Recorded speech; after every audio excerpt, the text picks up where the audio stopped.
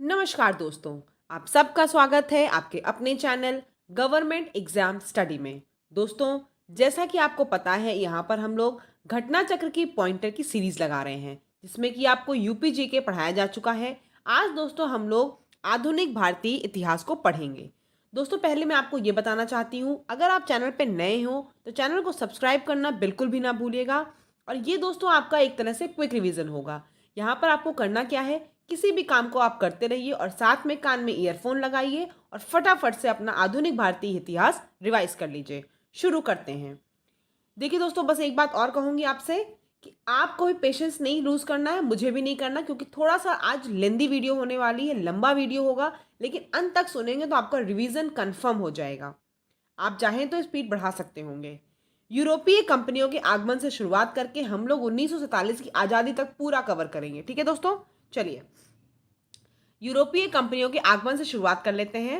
Vasco da Gama Calicut तट पर पहुंचा। कब पहुंचा? 1498 ईस्वी में। देखिए, इससे दो प्रश्न बन सकते हैं। एक ये भी प्रश्न बन सकता है कि वास्को डिगामा किस तट पर पहुंचा। आप बताएंगे कालीकट तट पर पहुंचा। कब?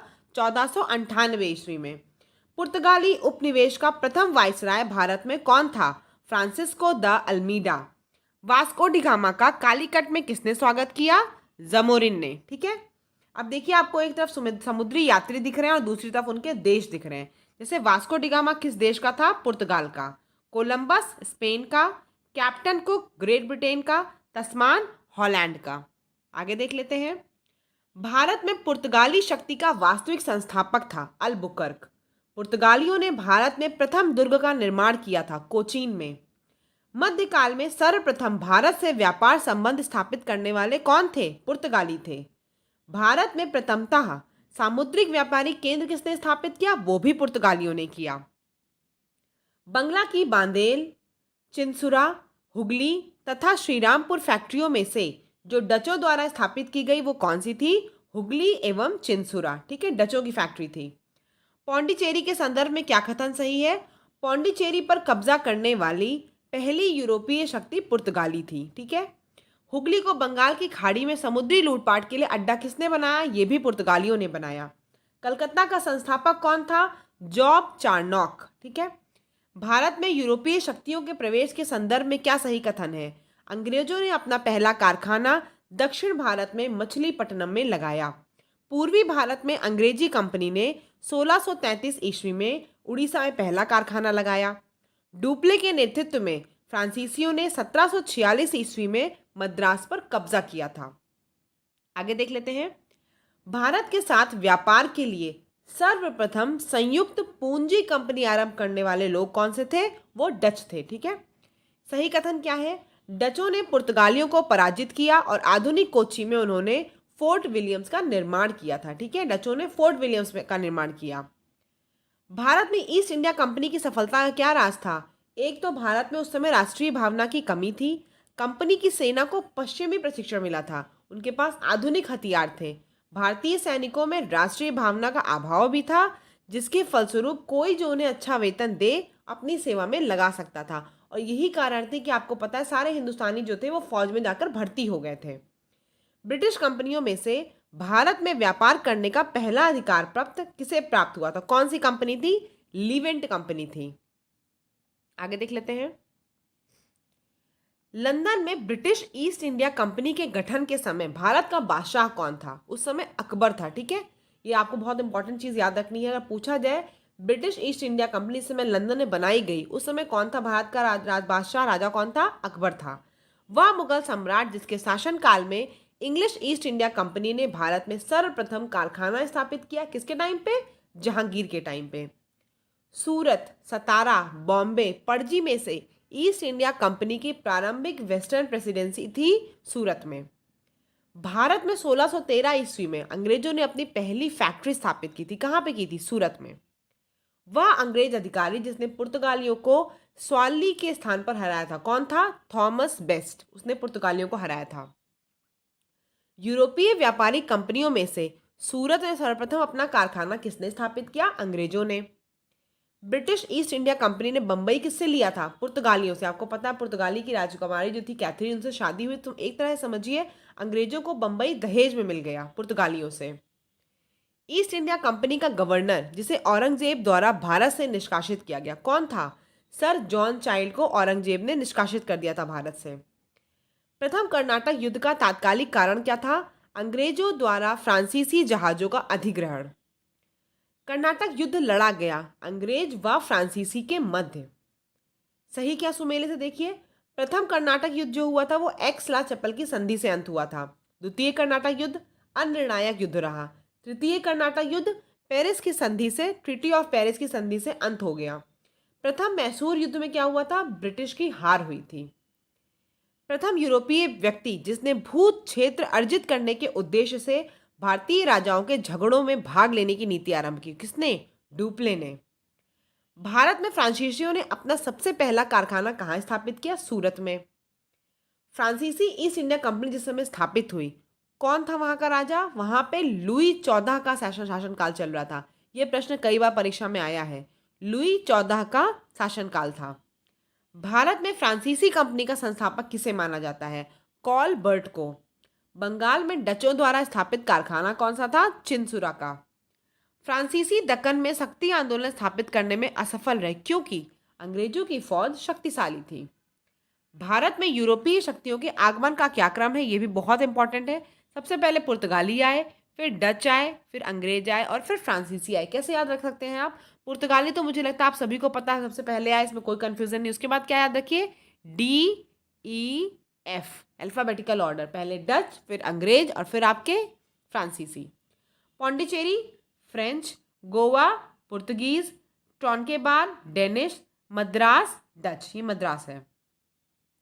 आगे देखिए, यूरोपियों में से स्वतंत्रता पूर्व भारत में व्यापारी के रूप में सबसे अंत में कौन आया? फ्रांसीसी सबसे अंत में। मैंने अभी आपको बताया DEF, तो फ्रांसीसी सबसे अंत में आए।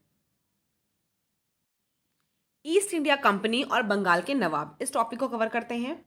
मुगल सम्राट द्वारा नियुक्त बंगाल का अंतिम गवर्नर कौन था? मुर्शीद कुली खान। वह युद्ध जिसने भारत में ब्रिटिश प्रभुत्व को प्रारंभ किया, प्लासी का युद्ध। सिराजुद्दौला लॉर्ड क्लाइव द्वारा किस युद्ध में परास्त हुआ था? प्लासी के युद्ध में। भारतवर्ष में ब्रिटिश साम्राज्य का संस्थापक था Lord Robert Clive. Albuquerque, Robert Clive, Francis Dupleix तथा लॉर्ड कॉर्नवालिस में से जिसे स्वर्ग से उत्पन्न सेना नायक कहा गया, किसे कहा गया था स्वर्ग से उत्पन्न सेना नायक? रॉबर्ट क्लाइव को। प्लासी का युद्ध मैदान अवस्थित है पश्चिम बंगाल में।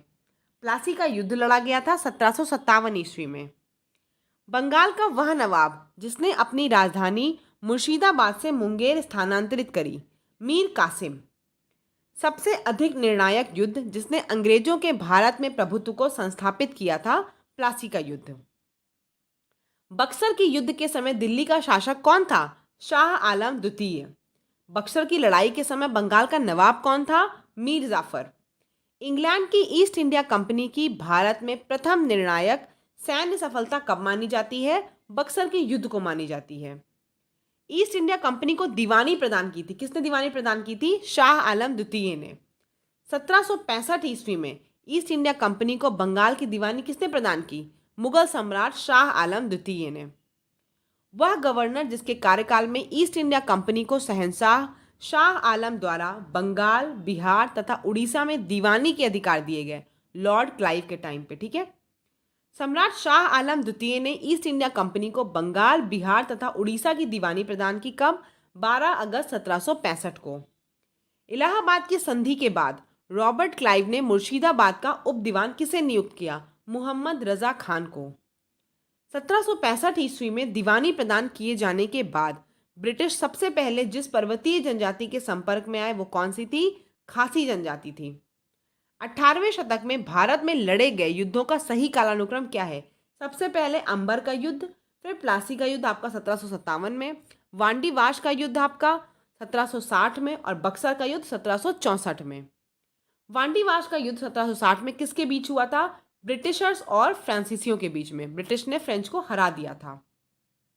सही सुमेलित देख लीजिए क्या है। बक्सर का युद्ध मीर कासिम विरुद्ध ईस्ट इंडिया कंपनी, वांडीवाश का युद्ध फ्रांसीसी विरुद्ध ईस्ट इंडिया कंपनी, चिलियावाला का युद्ध डलहौजी के विरुद्ध सिख, खुर्दा का युद्ध निजाम विरुद्ध मराठे। भारत में अंग्रेजों का सर्वाधिक विरोध किया गया किसके द्वारा? मराठों के द्वारा। इसी वीडियो को अगर आप 2-3 बार सुन लेंगे ना, मुझे नहीं लगता कोई क्वेश्चन आप आएगा तो गलत करेंगे या फिर आप कंफ्यूज होंगे। ठीक है, अब आगे है हमारे पास क्षेत्रीय राज्य पंजाब एवं मैसूर। रणजीत सिंह के राज्य में कौन सा राज्य सम्मिलित था? श्रीनगर। रणजीत सिंह संबंधित किससे थे? सुकरचकिया मिसल से। महाराजा रणजीत सिंह के राज्य की राजधानी थी लाहौर।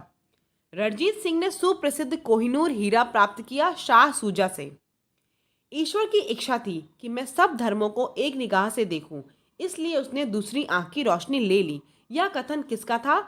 महाराजा रणजीत सिंह का। अगर आपको पता हो तो रणजीत सिंह की एक आंख में दिक्कत थी, इसी की वजह से उन्होंने ये स्टेटमेंट दिया था। महाराजा रणजीत सिंह का स्टेटमेंट कथन है ये। महाराजा रणजीत सिंह के उत्तराधिकारी थे खड़क सिंह। सिख राज्य का अंतिम राजा कौन था? दलीप सिंह।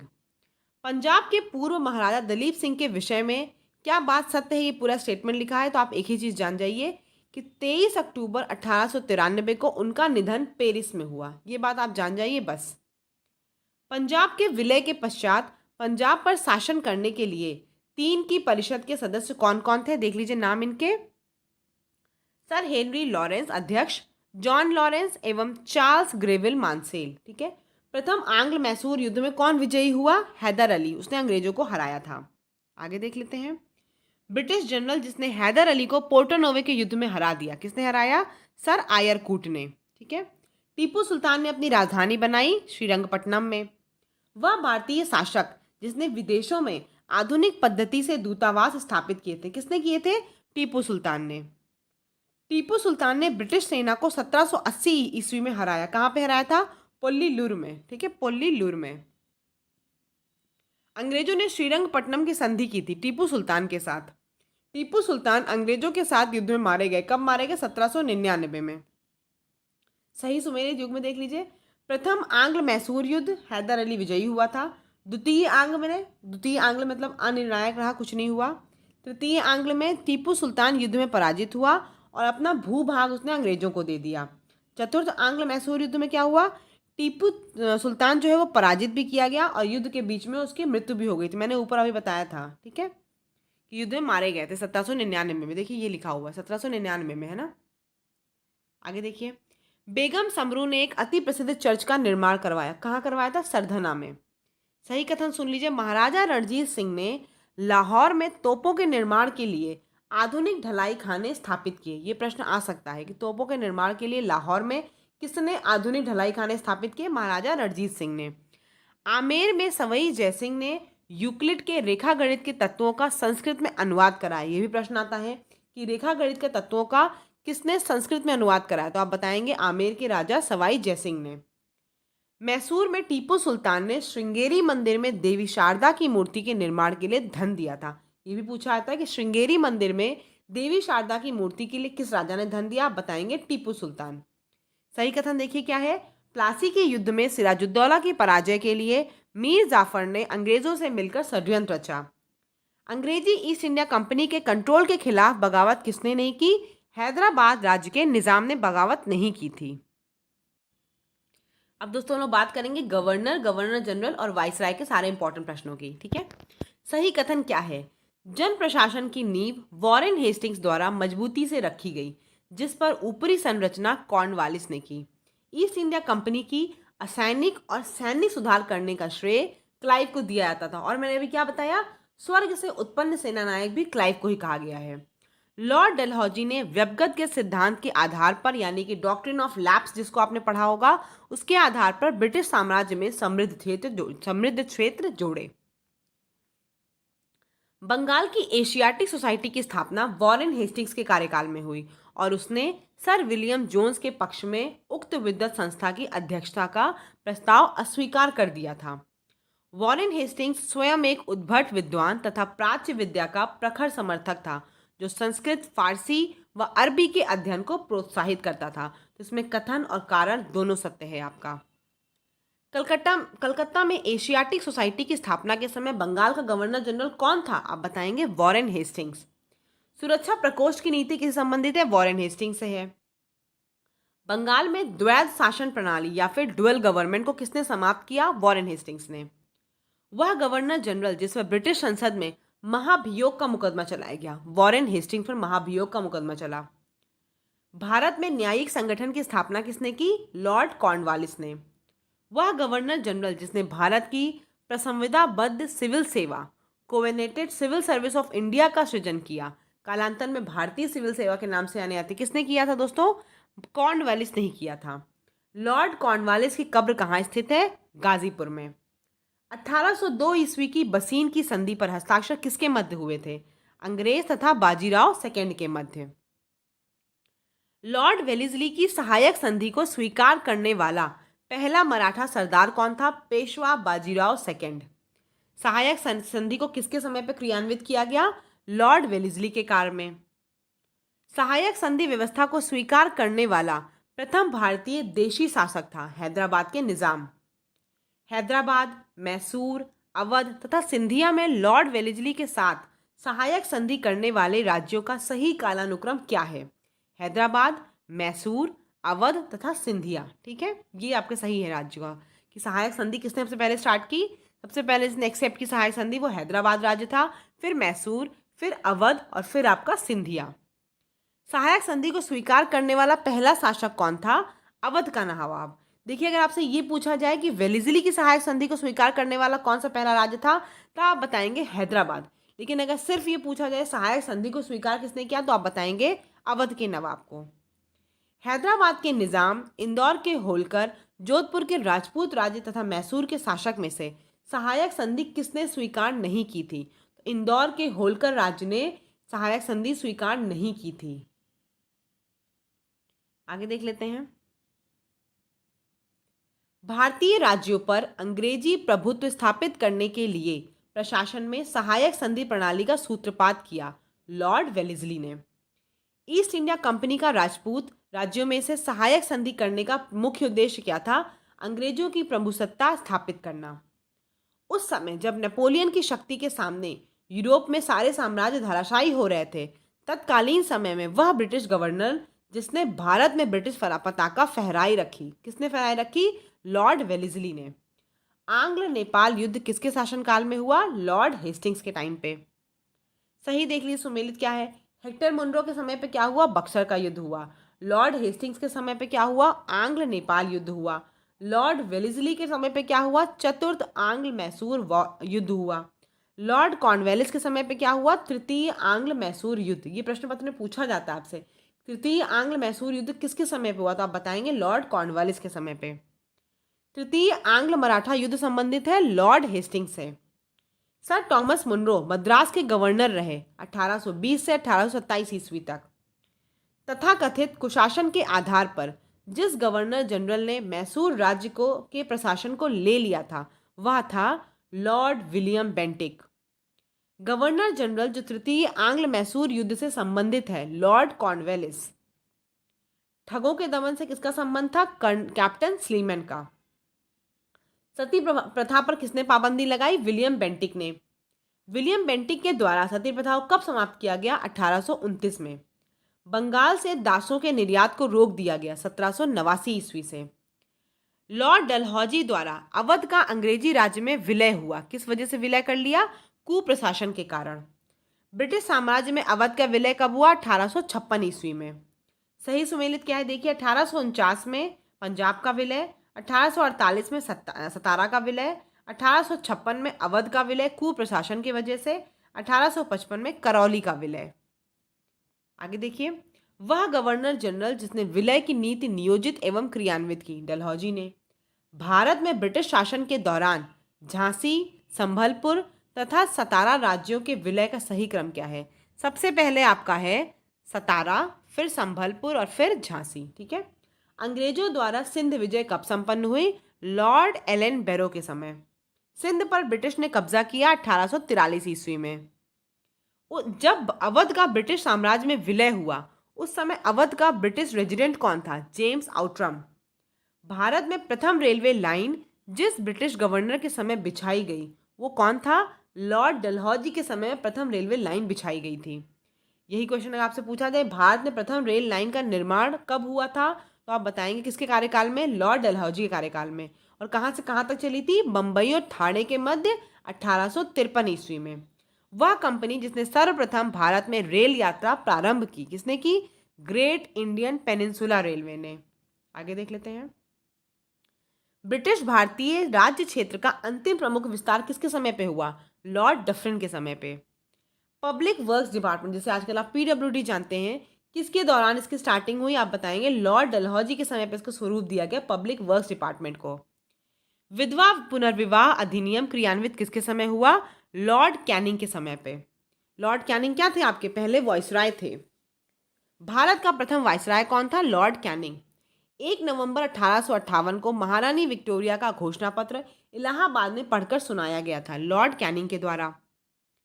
अपने पुत्र के स्थान पर दूसरे उत्तराधिकारी को गोद लेने के अधिकार को पुनः स्थापित किया गया था 1858 ईस्वी की साम्राज्य की घोषणा में। आपको ये पता होगा, जब डॉक्ट्रिन ऑफ लैप्स आया था, जो आपका व्यवगत का सिद्धांत में, उसमें यही था कि जो दत्तक पुत्र या गोद लिए पुत्र थे उनको आगे वंश नहीं बढ़ाने दिया जा रहा था। और इसी की वजह से रिवॉल्ट ऑफ 1857 हुआ, आपका 1857 का विद्रोह हुआ, तो 1858 में दोबारा से इस अधिकार को दे दिया गया। ठीक है। महारानी विक्टोरिया को भारत की साम्राज्ञी कब नियुक्त किया गया? 1877 ईस्वी में। वह गवर्नर जनरल जिसने भारत में दास प्रथा को समाप्त किया? लॉर्ड एलन बैरो ने।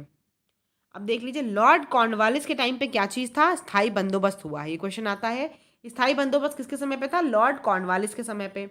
लॉर्ड वेलेस्ली के समय पे सहायक संधि। लॉर्ड डलहौजी के समय पे व्यवगत का सिद्धांत। लॉर्ड कैनिंग के समय पे 1857 का विद्रोह। लॉर्ड हेस्टिंग्स के समय पे तृतीय आंग्ल मराठा युद्ध। और लॉर्ड विलियम बेंटिक के समय पे 1829 ईस्वी का 17वां रेगुलेशन, या फिर 1829 में क्या बताया मैंने आपको? सती प्रथा पर पाबंदी, लॉर्ड विलियम बेंटिक। स्थायी बंदोबस्त का प्रारंभ किया गया? लॉर्ड कॉर्नवालिस के शासनकाल में। पेशवाई को कब समाप्त किया गया? 1818 में समाप्त कर दिया गया। सही देख लीजिए क्या सुमेलित है। सर जॉन सोर निष्क्रियता। लॉर्ड एलन बरो सिंध का विलय। लॉर्ड डलहौजी अवध का विलय। लॉर्ड वेलेस्ली चतुर्थ आंग्ल मैसूर युद्ध। ठीक है। सही सुमेलित देखिए क्या है।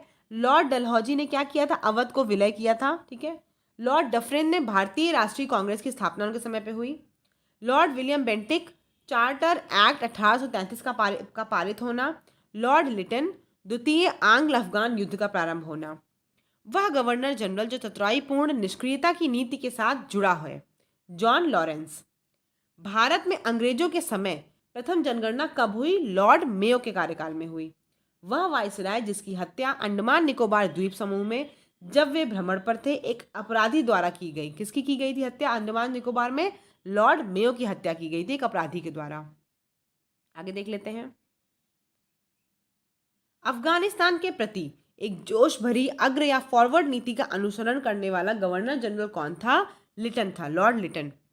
भारत का वॉइसराय सबसे दीर्घकाल तक कौन रहा? लॉर्ड लिनलिथगो सबसे ज्यादा दीर्घकाल उसका कार्यकाल रहा।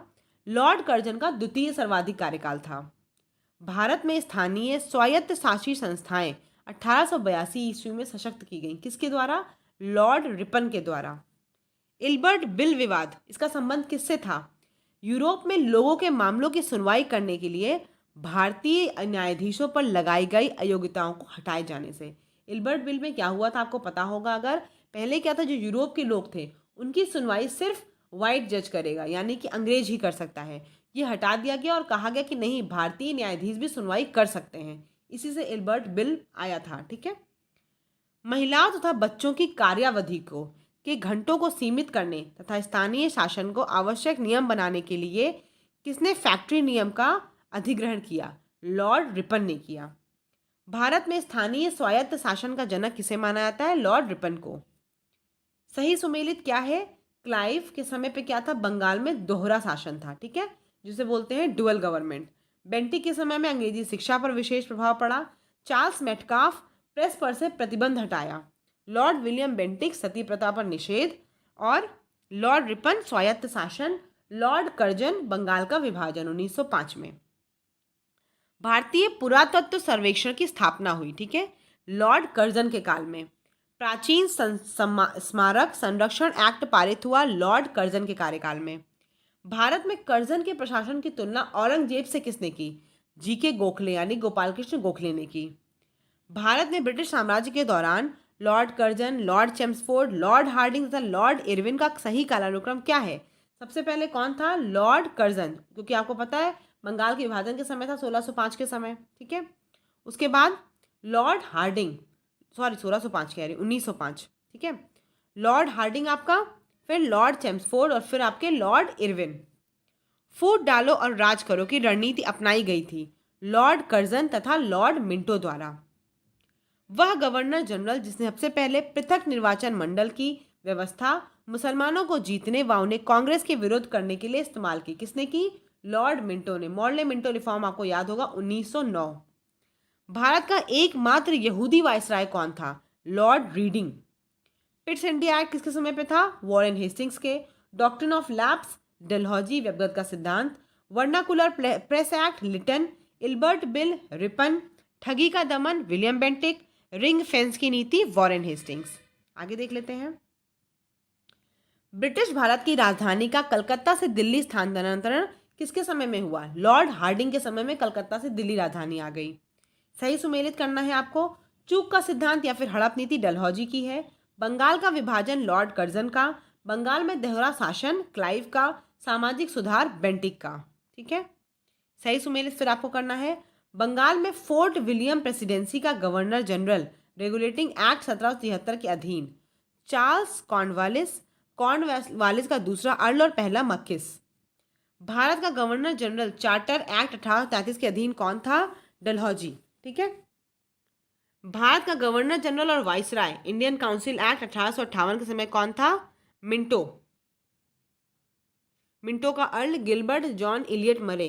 ये इतना इंपॉर्टेंट नहीं, इसको छोड़ दीजिए। ब्रिटिश शासन का भारतीय अर्थव्यवस्था पर क्या प्रभाव पड़ा, ये देख लेते हैं हम लोग। भारत में उपनिवेशी शासन काल में होम चार्जेस भारत से संपत्ति दोहन का महत्वपूर्ण अंग थे। वह निधियां जो होम चार्जेस की संगठक थीं। लंदन में इंडिया ऑफिस के भरण पोषण के लिए प्रयोग में लाई जाने वाली निधि। भारत में कार्यरत अंग्रेज कर्मचारियों के वेतन तथा पेंशन देने हेतु प्रयोग में लाई जाने वाली निधि। इंपीरियल प्रेफरेंस का प्रयोग कहाँ किया जाता था? भारत में ब्रिटिश आयातों पर दी गई विशेष रियायतों के लिए इंपीरियल प्रेफरेंस का प्रयोग किया जाता था। ब्रिटिश शासन के दौरान भारत में उद्योगों का कोई स्वतंत्र विकास नहीं हुआ। क्या कारण था इसका? धनिक वर्ग द्वारा भू संपत्ति में निवेश करने को तरजीह दिया जाना। स्तंभरारी बंदोबस्त कब लागू हुआ? ये लागू हुआ आपका लॉर्ड कॉर्नवालिस के समय में। स्थायी बंदोबस्त कब प्रारंभ हुआ? ये भी आपका लॉर्ड कॉर्नवालिस के प्रशासन काल में ही स्टार्ट हुआ। स्थायी बंदोबस्त किसने शुरुआत करवाई? जमींदारों से इसको शुरुआत कराई गई। लॉर्ड कॉर्नवालिस द्वारा स्थायी बंदोबस्त लागू किया गया 1793 में। देखिए ये सब बहुत इंपॉर्टेंट है, ठीक है। 1793 लॉर्ड कॉर्नवालिस के समय पे स्थायी बंदोबस्त हुआ, ठीक है। आगे देखते हैं। चिरस्थायी बंदोबस्त 1793 के अंतर्गत जमींदारों से अपेक्षा की गई थी कि वे खेतीहारों को पट्टा जारी करेंगे। अनेक जमींदारों ने पट्टा जारी नहीं किया। इसका कारण था जमींदारों के ऊपर कोई सरकारी नियंत्रण नहीं था। बिहार में परमानेंट सेटलमेंट लागू करने का कारण क्या था? भू राजस्व का राजस्व निर्णय करना। 1885 में बंगाल और बिहार में भूमि पर किराएदारों के अधिकारों को बंगाल किराएदारी अधिनियम द्वारा दिया गया था।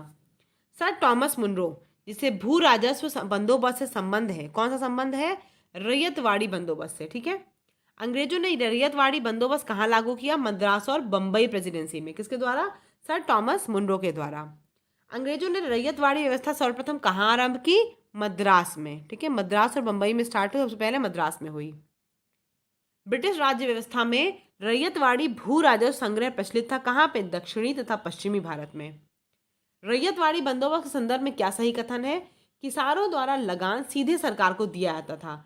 सरकार रैयत को पट्टे पर देती थी। कर लगाने के पूर्व भूमि का सर्वेक्षण और मूल्य निर्धारण किया जाता था। असम में सर्वप्रथम चाय कंपनी की स्थापना कब हुई? 1839 ईस्वी में। दादाभाई नौरोजी द्वारा प्रतिपादित अपवाह सिद्धांत या फिर ड्रेन थ्योरी, उसकी सही परिभाषा क्या है? भारत की राष्ट्रीय संपदा का एक भाग अथवा कुल वार्षिक उत्पाद ब्रिटेन को निर्यात कर दिया जाता था, जिसके लिए भारत को कोई वास्तविक प्रतिफल नहीं मिलता था। इसे ही ड्रेन थ्योरी बोलते हैं। अंग्रेजों के शासनकाल में भारत के आर्थिक दोहन के सिद्धांत को किसने प्रतिपादित किया? दादाभाई नौरोजी ने। निकास के सिद्धांत का प्रतिपादन किया गया दादाभाई नौरोजी के द्वारा। भारत में उपनिवेशवाद के आर्थिक आलोचक कौन थे? दादाभाई नौरोजी, जी सुब्रमण्यम अय्यर तथा आर सी दत्त। ठीक है। Bal Gangadhar Tilak, R C. Dutt, M G. Ranade तथा सर सैयद अहमद खान में से कौन दादा भाई नौरोजी के उत्सरण सिद्धांत यानी कि ड्रेन थ्योरी में विश्वास नहीं रखता था? सर सैयद अहमद खान वो विश्वास नहीं रखते थे ड्रेन थ्योरी में। Poverty and the on British rule in India किसकी पुस्तक है? ये पुस्तक है दादा भाई नौरोजी की। दादा भाई नौरोजी की भारतीय राष्ट्रीय आंदोलन का सर्वाधिक प्रभावी देन किसकी थी? उन्होंने इस बात को अभिव्यक्त किया कि ब्रिटेन भारत का आर्थिक शोषण कर रहा है। ये उनकी सबसे प्रभावी बात थी दादा भाई नौरोजी की। भारत में ब्रिटिश आर्थिक नीति घिनौनी है, यह विचार किसने व्यक्त किया? कार्ल मार्क्स ने। पत्रिकाएं, पुस्तकें और उनके लेखक सही सुमेलित है। अबुल कलाम आजाद की बुक थी India wins freedom, Annie Besant की न्यू इंडिया, बाल गंगाधर तिलक की केसरी, महात्मा गांधी की हिंद स्वराज। बापू माई मदर शीर्षक संस्मरण लिखा था मनु बहन ने। गीता रहस्य नामक ग्रंथ किसके द्वारा लिखा गया? बाल गंगाधर तिलक के द्वारा। अरविंद घोष ने लिखा था the life divine. The rise and growth of economic nationalism in India पुस्तक किसने लिखी थी? विपिन चंद्र ने। 19वीं शताब्दी का प्रथम इतिहासकार जिसने राजस्थान की सामंतवादी व्यवस्था के बारे में लिखा वह थे कर्नल जेम्स टॉड। ये इतना इंपॉर्टेंट नहीं है। अनहैप्पी इंडिया लाला लाजपत राय की बुक थी। दुर्गेश नंदिनी, बंकिम चंद्र चटर्जी। देखिए ये सारा पोर्शन बहुत इंपॉर्टेंट है। ठीक है। इन जितनी बुक्स मैंने ऊपर भी नाम बताया वो सब इंपॉर्टेंट है। Poverty and un British rule in India Dadabhai Naoroji. आगे देख लीजिए। Larry Collins and Dominique Lapierre, इनकी कौन सी बुक थी? Freedom at midnight. ठीक है। Larry Collins and Dominique Lapierre. Durga Das की बुक थी India from Curzon to Nehru and after. Rafiq Zakaria की the man who divided India. Maulana Abul Kalam की आज़ाद की कौन सी बुक है? India wins freedom. India wins freedom किसकी बुक है? आपकी है अबुल कलाम आज़ाद की। Runs and ruins Sunil Gavaskar की। यंग इंडिया महात्मा गांधी की। न्यू इंडिया एनी बेसेंट से। ठीक है। सही सुमेलित क्या है देखिए। वैलेंटाइन शिरोल की कौन सी बुक थी? Indian unrest. रफीक जकारिया की the man who divided India book थी। सुभाष चंद्र बोस की कौन सी थी? Indian struggle. वीडी सावरकर की कौन सी थी? Indian war of independence. आगे देख लीजिए। सुरेंद्र नाथ बनर्जी की कौन सी बुक थी? A nation in the making. Lala Lajpat Rai की ऑटोबायोग्राफिकल राइटिंग्स कौन सी थी? आत्मचरितात्मक रचनाएं। सुभाष चंद्र बोस की बुक थी द इंडियन स्ट्रगल। एम के गांधी यानी कि गांधी जी की कौन सी थी? हिंद स्वराज। जवाहरलाल नेहरू की बुक का नाम था discovery of India. Maulana Abul Kalam Azad की बुक का नाम तो अब रट गया होगा, आपको 3-4 बार आ चुका, India wins freedom. Subhash Chandra Bose Indian struggle. लाला लाजपत राय अनहैप्पी इंडिया। ठीक है। सब रट लीजिएगा, जितनी बुक्स मैं बता रही हूँ ना ये सब बहुत बहुत बहुत इंपॉर्टेंट है। आगे देख लीजिए।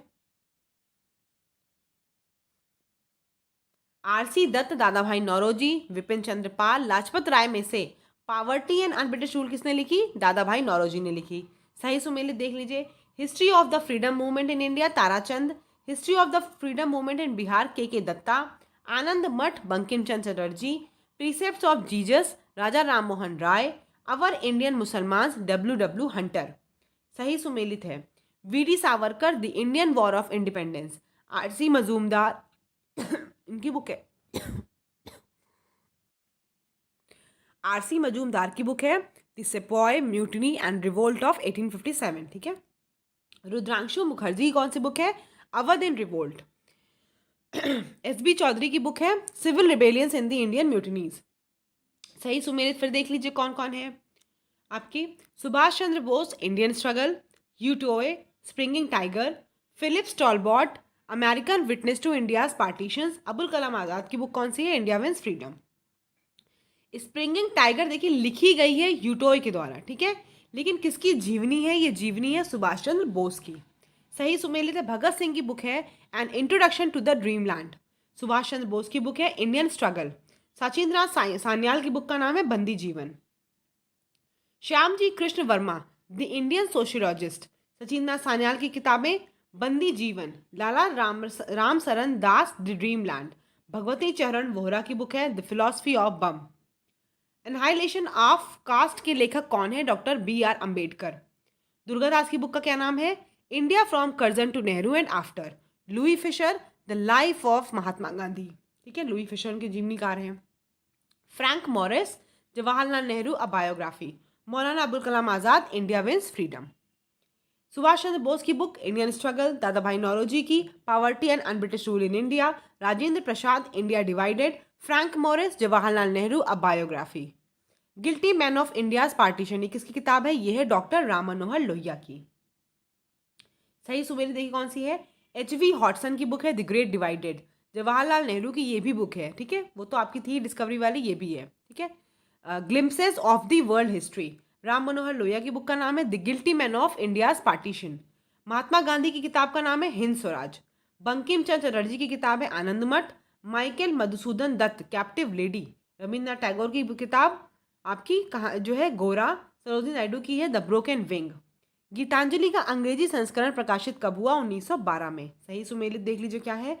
महात्मा Gandhi Hind Swaraj, Ram Manohar Lohia the wheel of history, doctor Rajendra Prasad India divided, Abul Kalam Azad India wins freedom. Mahatma Gandhi ने ब्रिटिश पार्लियामेंट को बांझ और वैश्य कहा है हिंद स्वराज में। गोखले माई पॉलिटिकल गुरु, ये पुस्तक किसने लिखी है? महात्मा गांधी ने। Rajendra Prasad India divided, Dilip Mukherjee terrorist, Surendranath Banerjee nation in making, Mahatma Gandhi की माई एक्सपेरिमेंट विद ट्रूथ, ये सब किताबों के नाम मैं पढ़ रही हूँ, ठीक है। डीपी मिश्र की बुक है living an era. Jawaharlal Nehru की भारत की खोज।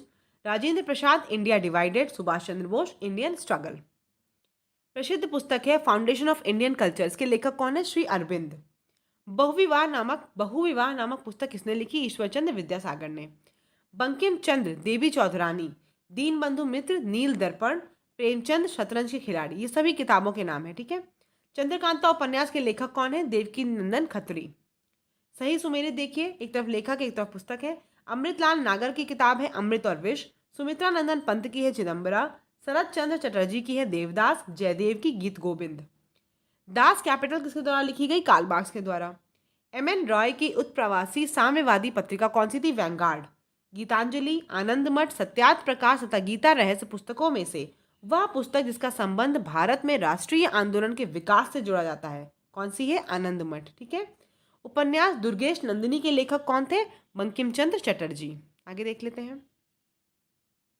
बंगाली देशभक्ति की बाइबल किसे मानते हैं हम? आनंद मठ को। वंदे मातरम का गीत जिसने उनकी आज़ादी की लड़ाई में भारत के देशभक्त सपूतों को बड़ी प्रेरणा प्रदान की, कहाँ पे लिखी हुई है? आनंद मठ में। क्रांतिकारी रचना चेतावनी का चुंगड़िया के रचयिता कौन थे? बारहट केसरी सिंह। महात्मा गांधी ने अपनी आत्मकथा मूल रूप में लिखी, किस लैंग्वेज में लिखी थी आत्मकथा? गुजराती में। हिंद स्वराज महात्मा गांधी द्वारा लिखी गई थी गुजराती में। एम.के. गांधी ने यानी गांधी जी ने हिंद स्वराज लिखी 1909 में। भारतेंदु हरिश्चंद्र की प्रसिद्ध कृति का नाम क्या है? भारत दुर्दशा।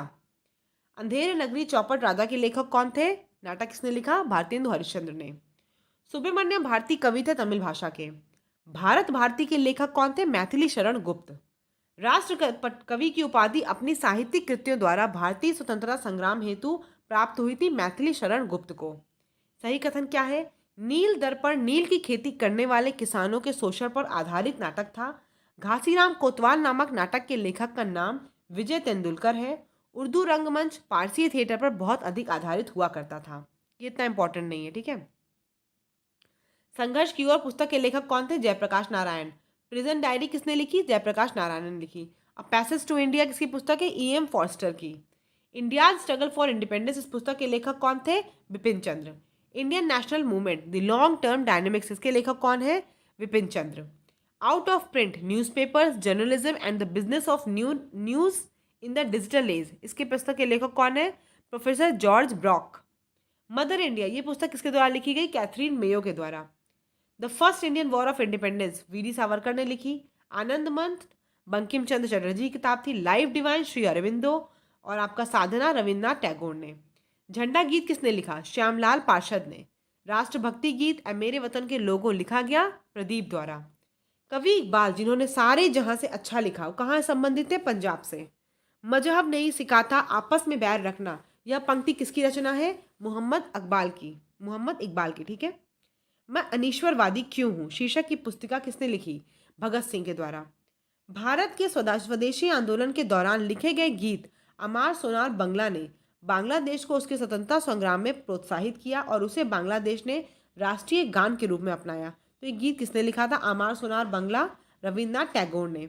जनगण मन की रचना किसने की? ये भी रविन्द्रनाथ टैगोर ने की। गोल्डन थ्रेशोल्ड नामक कविता संग्रह किसकी रचयिता है? ये है कविता है आपकी सरोजिनी नायडू की। इनकी एक और मैंने बुक बताई, कौन सी? A broken wing. आगे देख लीजिए। Landmarks in Indian constitutional and national development, इस पुस्तक के कौन लेखक हैं? Gurmukh Nihal Singh.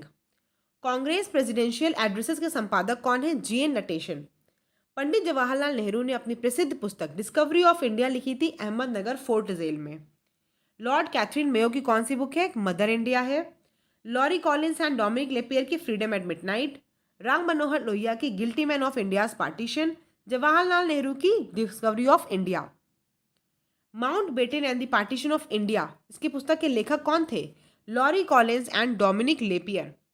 Journey through the kingdom of Awadh in the year 1849 to 50 report लिखी गई W.H. स्लीमैन के द्वारा। इंडियन वॉर ऑफ इंडिपेंडेंस 1857 के लेखक कौन है? V D Savarkar. सही सुमेलित क्या है? Romesh Chandra Dutt, the economic history of India under early British rule. John R McLane, Indian nationalism and early Congress. Birendra Nath Ganguly, Indian economic thought 19th century perspectives. Bipin Chandra, the rise and growth of economic nationalism in India. The roots of ancient India के लेखक कौन थे? W.A. Fair service. Bharat की दूसरी स्वतंत्रता के लेखक कौन थे? M.G. Dev सहायम।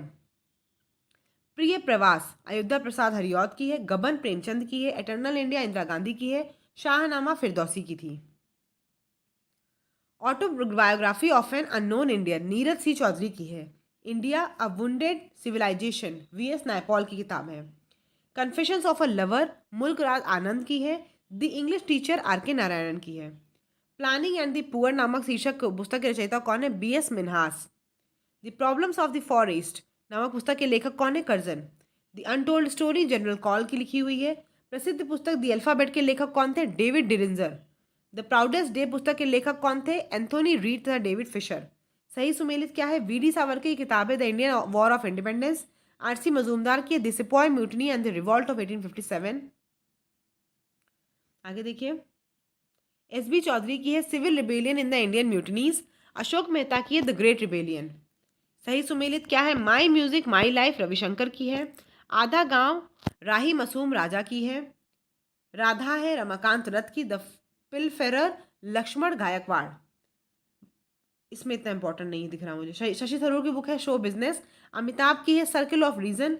Anita Desai clear light of day. Vikram Chand love and longing in Bombay. देखिए सब बहुत इंपॉर्टेंट नहीं है। क्यों इंपॉर्टेंट नहीं? क्योंकि ये जिस समय आप समझ रहे हैं कि किसी का बहुत नाम हो उस समय वो पढ़ेंगे। अभी समय इन लोगों की बुक का आना इतना कोई वो नहीं है, इतनी कोई बहुत फेमस बुक नहीं है। ठीक है, हाँ ये देख लेते हैं। देखिए गोदान और गबन दोनों ही जिस लेखक की रचना है उनका नाम क्या है? मुंशी प्रेमचंद। निर्मला के लेखक कौन है? मुंशी प्रेमचंद। सोजे वतन पुस्तक के लेखक है मुंशी प्रेमचंद। मालगुडी डेज के रचनाकार कौन है? R.K. Narayanan. Hence Christian Anderson ने रचना की है परियों की कहानियों की। Abul Kalam Azad India wins freedom. Manishankar Aiyar the Pakistan papers. Savita Pande the future of NPT। Philip Dyer the path to power. The golden gate की रचयिता कौन है? विक्रम सेठ। लखनऊ बॉय शीर्षक से अपनी आत्मकथा किसने लिखी है? विनोद मेहता ने।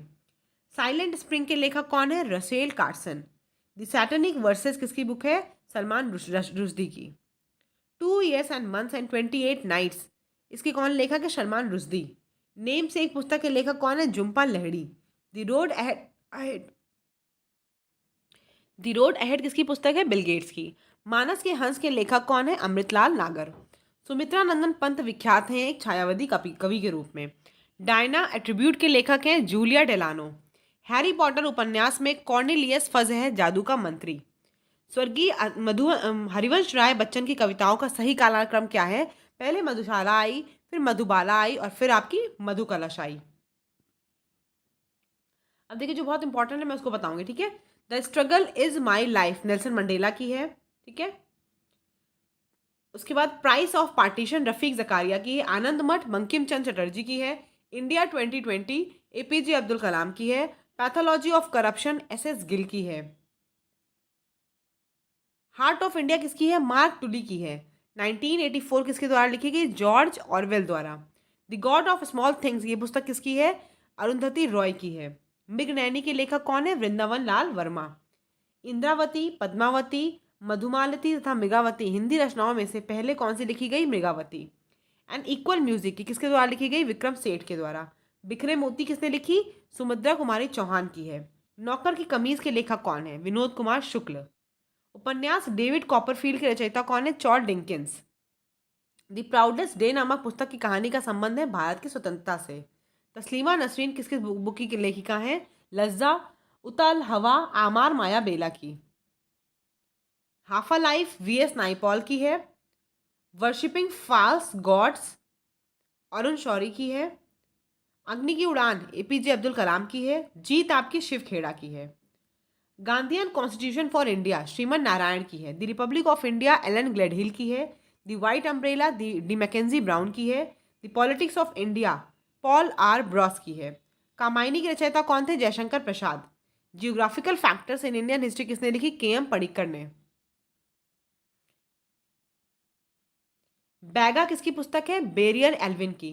शरद चंद्र का लिखा उपन्यास क्या है? चरित्रहीन, श्रीकांत, शेष प्रश्न। खुशवंत सिंह ने की आत्मकथा क्या नाम है बुक का? Truth, love and a little malice.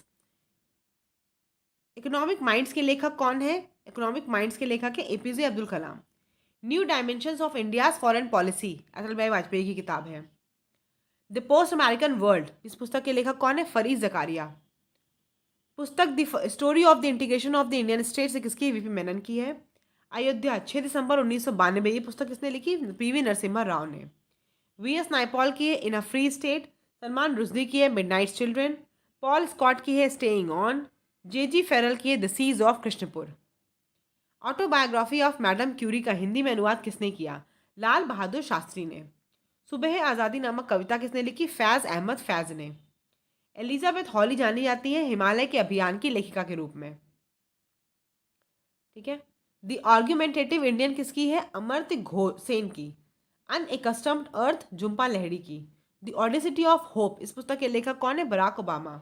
Politics in India पुस्तक के रचयिता कौन है? रजनी कोठारी। परवेज मुशर्रफ की जीवन कथा in the line of fire इसके गुप्त लेखक कौन है? हुमायूं गौहर। मुंशी इंशा अल्लाह खान। उदयभान चरित।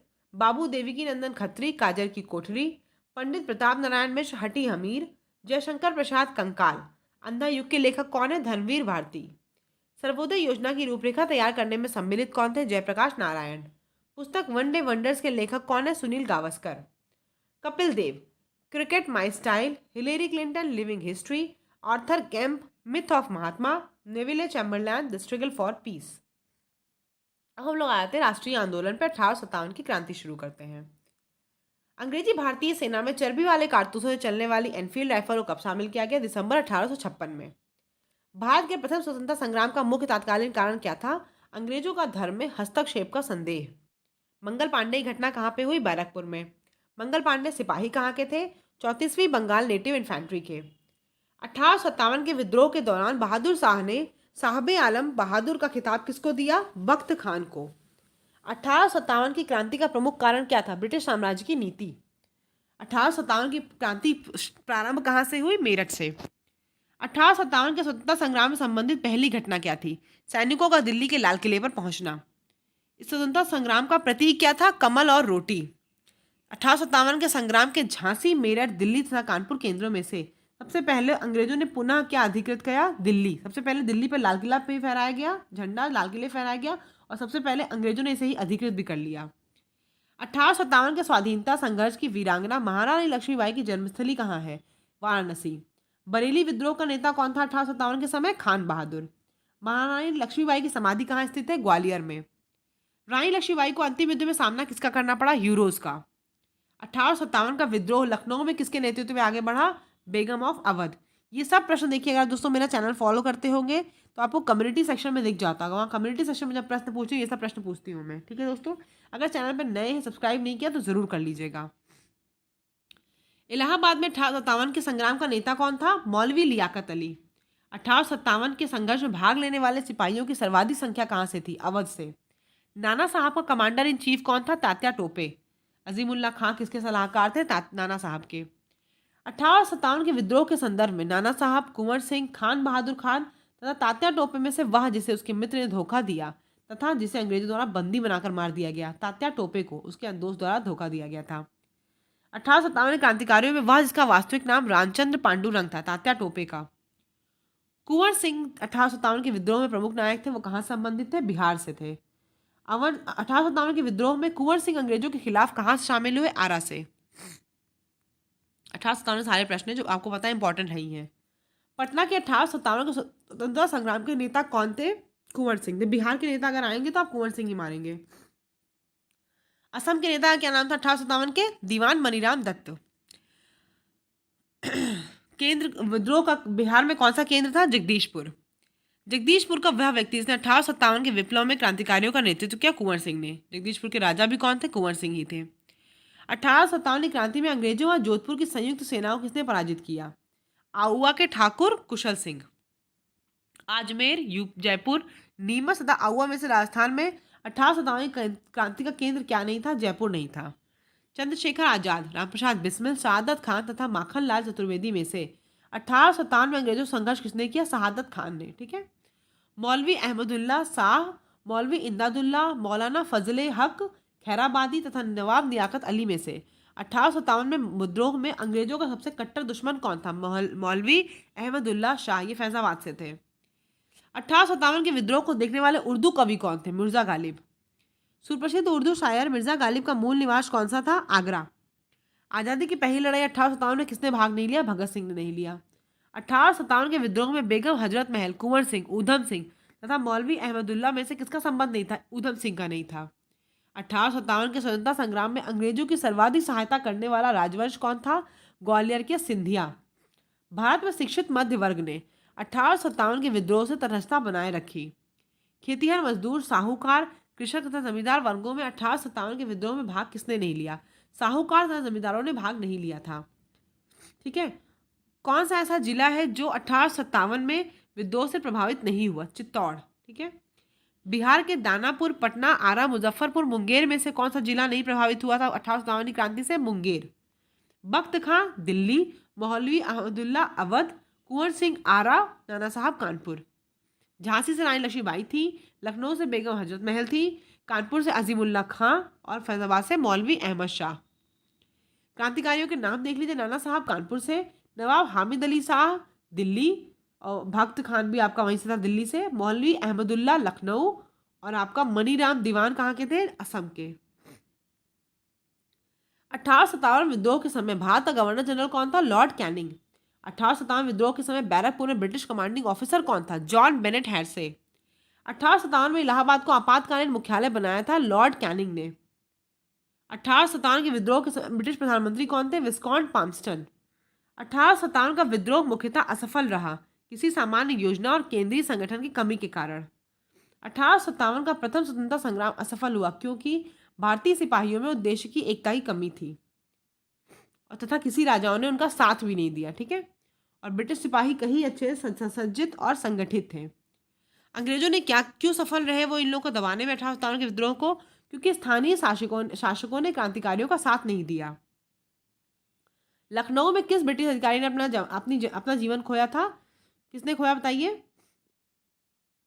जनरल नील, मेजर जनरल हैवलॉक तथा सर हेनरी लॉरेंस। इन तीनों लोगों ने अपना लखनऊ में जीवन खोया है।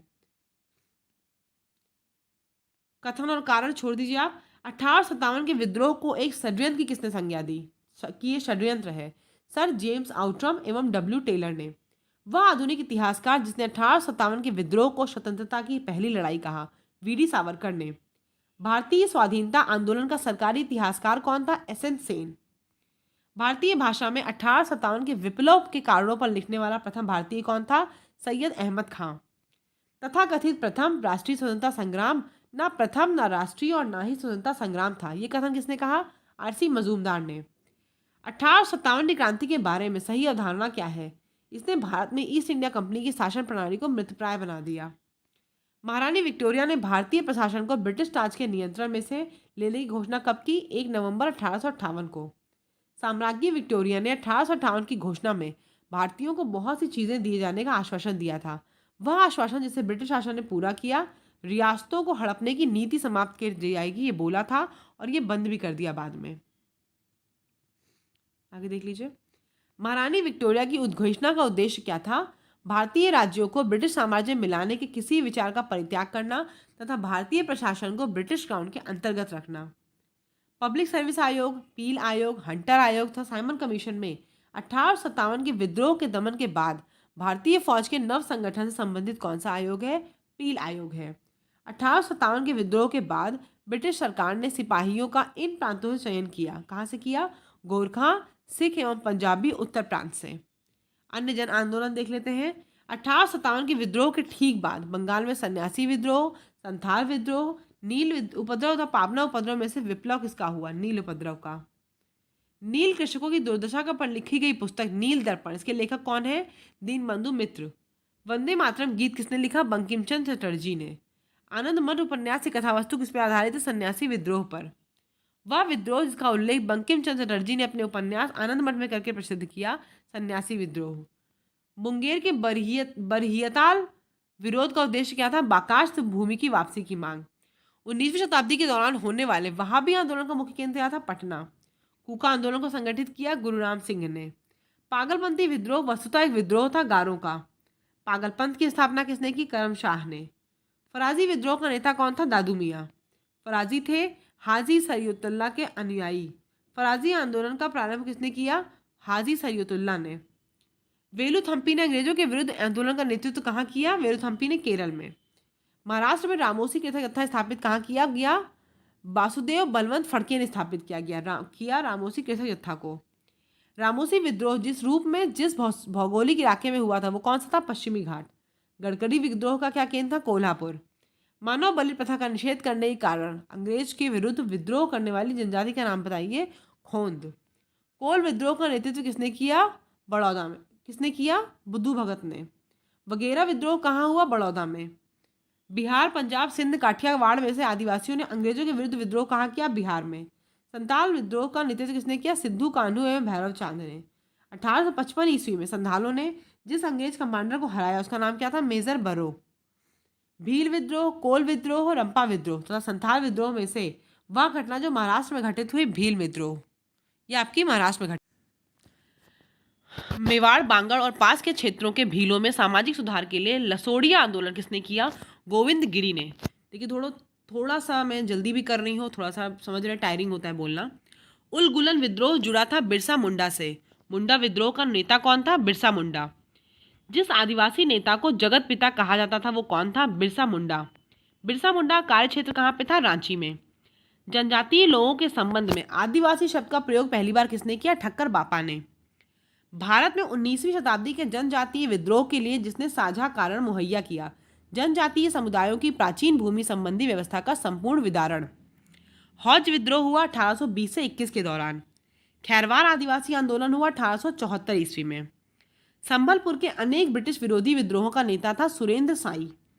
नील विद्रोह, संथाल विद्रोह, दक्कन के दंगे तथा सिपाही विद्रोह का सही कालानुक्रम क्या है? संथाल विद्रोह, सिपाही विद्रोह, नील विद्रोह, दक्कन के दंगे। मोपला विद्रोह केरल का है। पाबना विद्रोह बंगाल का है। एका आंदोलन आपका अवध का है। बिरसा मुंडा विद्रोह बिहार का है। 1921 का मोपला विद्रोह हुआ था केरल में। घटनाएं देख लीजिए। बैरकपुर विद्रोह नवंबर 1824 का है। बरहामपुर विद्रोह फरवरी 1857 का है। संथाल विद्रोह 1855 से 56 का है। वेल्लोर विद्रोह जुलाई 1806 का है। पाबना विद्रोह 1873 से 85 का है। एका विद्रोह 1922। संथाल विद्रोह 1855 से 56।